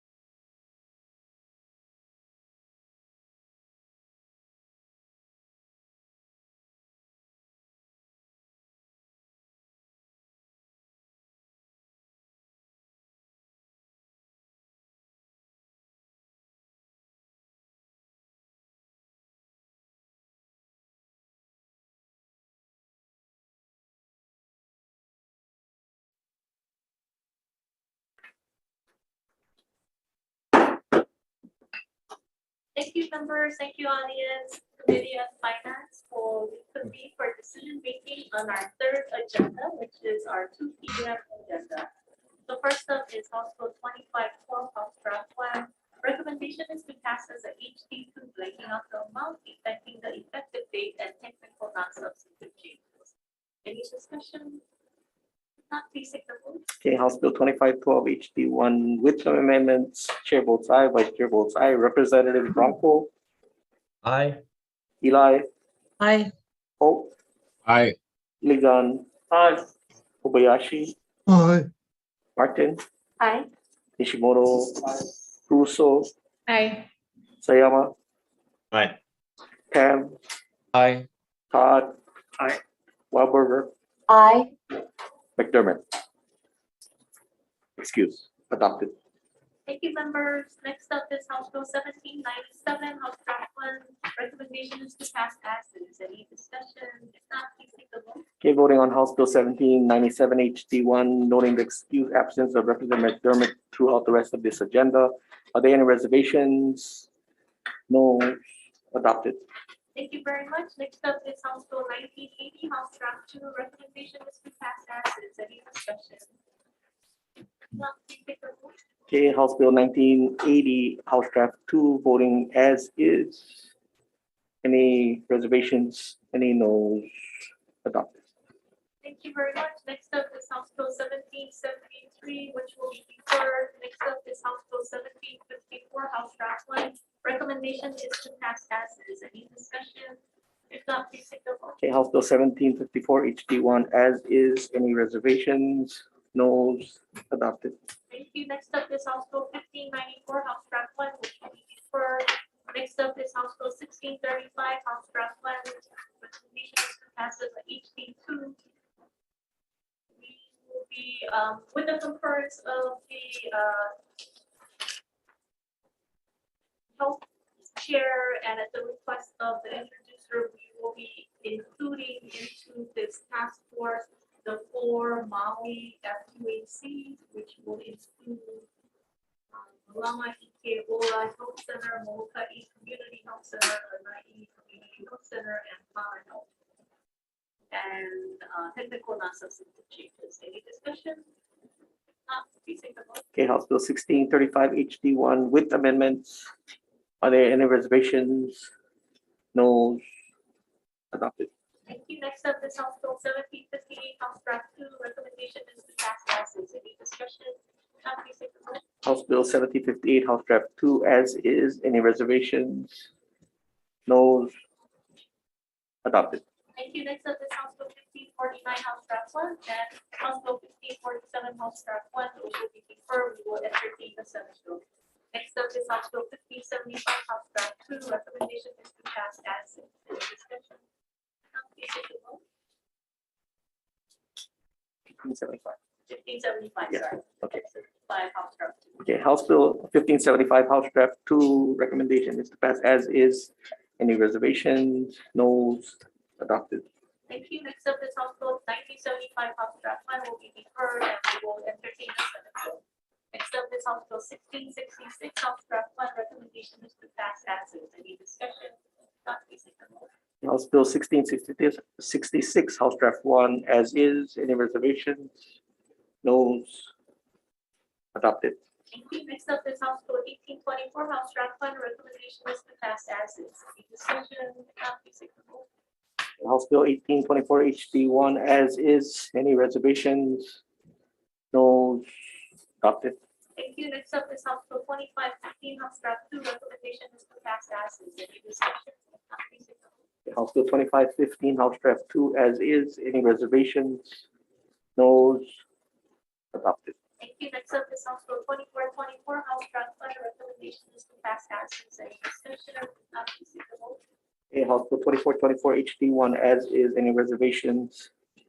No. Adopted. Thank you. Next up is House Bill 1679, House Draft 2. This will be deferred. We will be entertaining the Senate bill. Next up is House Bill 1762, House Draft 1. Recommendation is to pass as is. Any discussion? Not, please take the vote.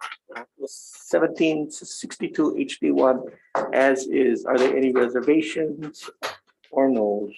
Adopted. Thank you. With that, Finance Committee will adjourn. We will pick it up again at 11 a.m. tomorrow.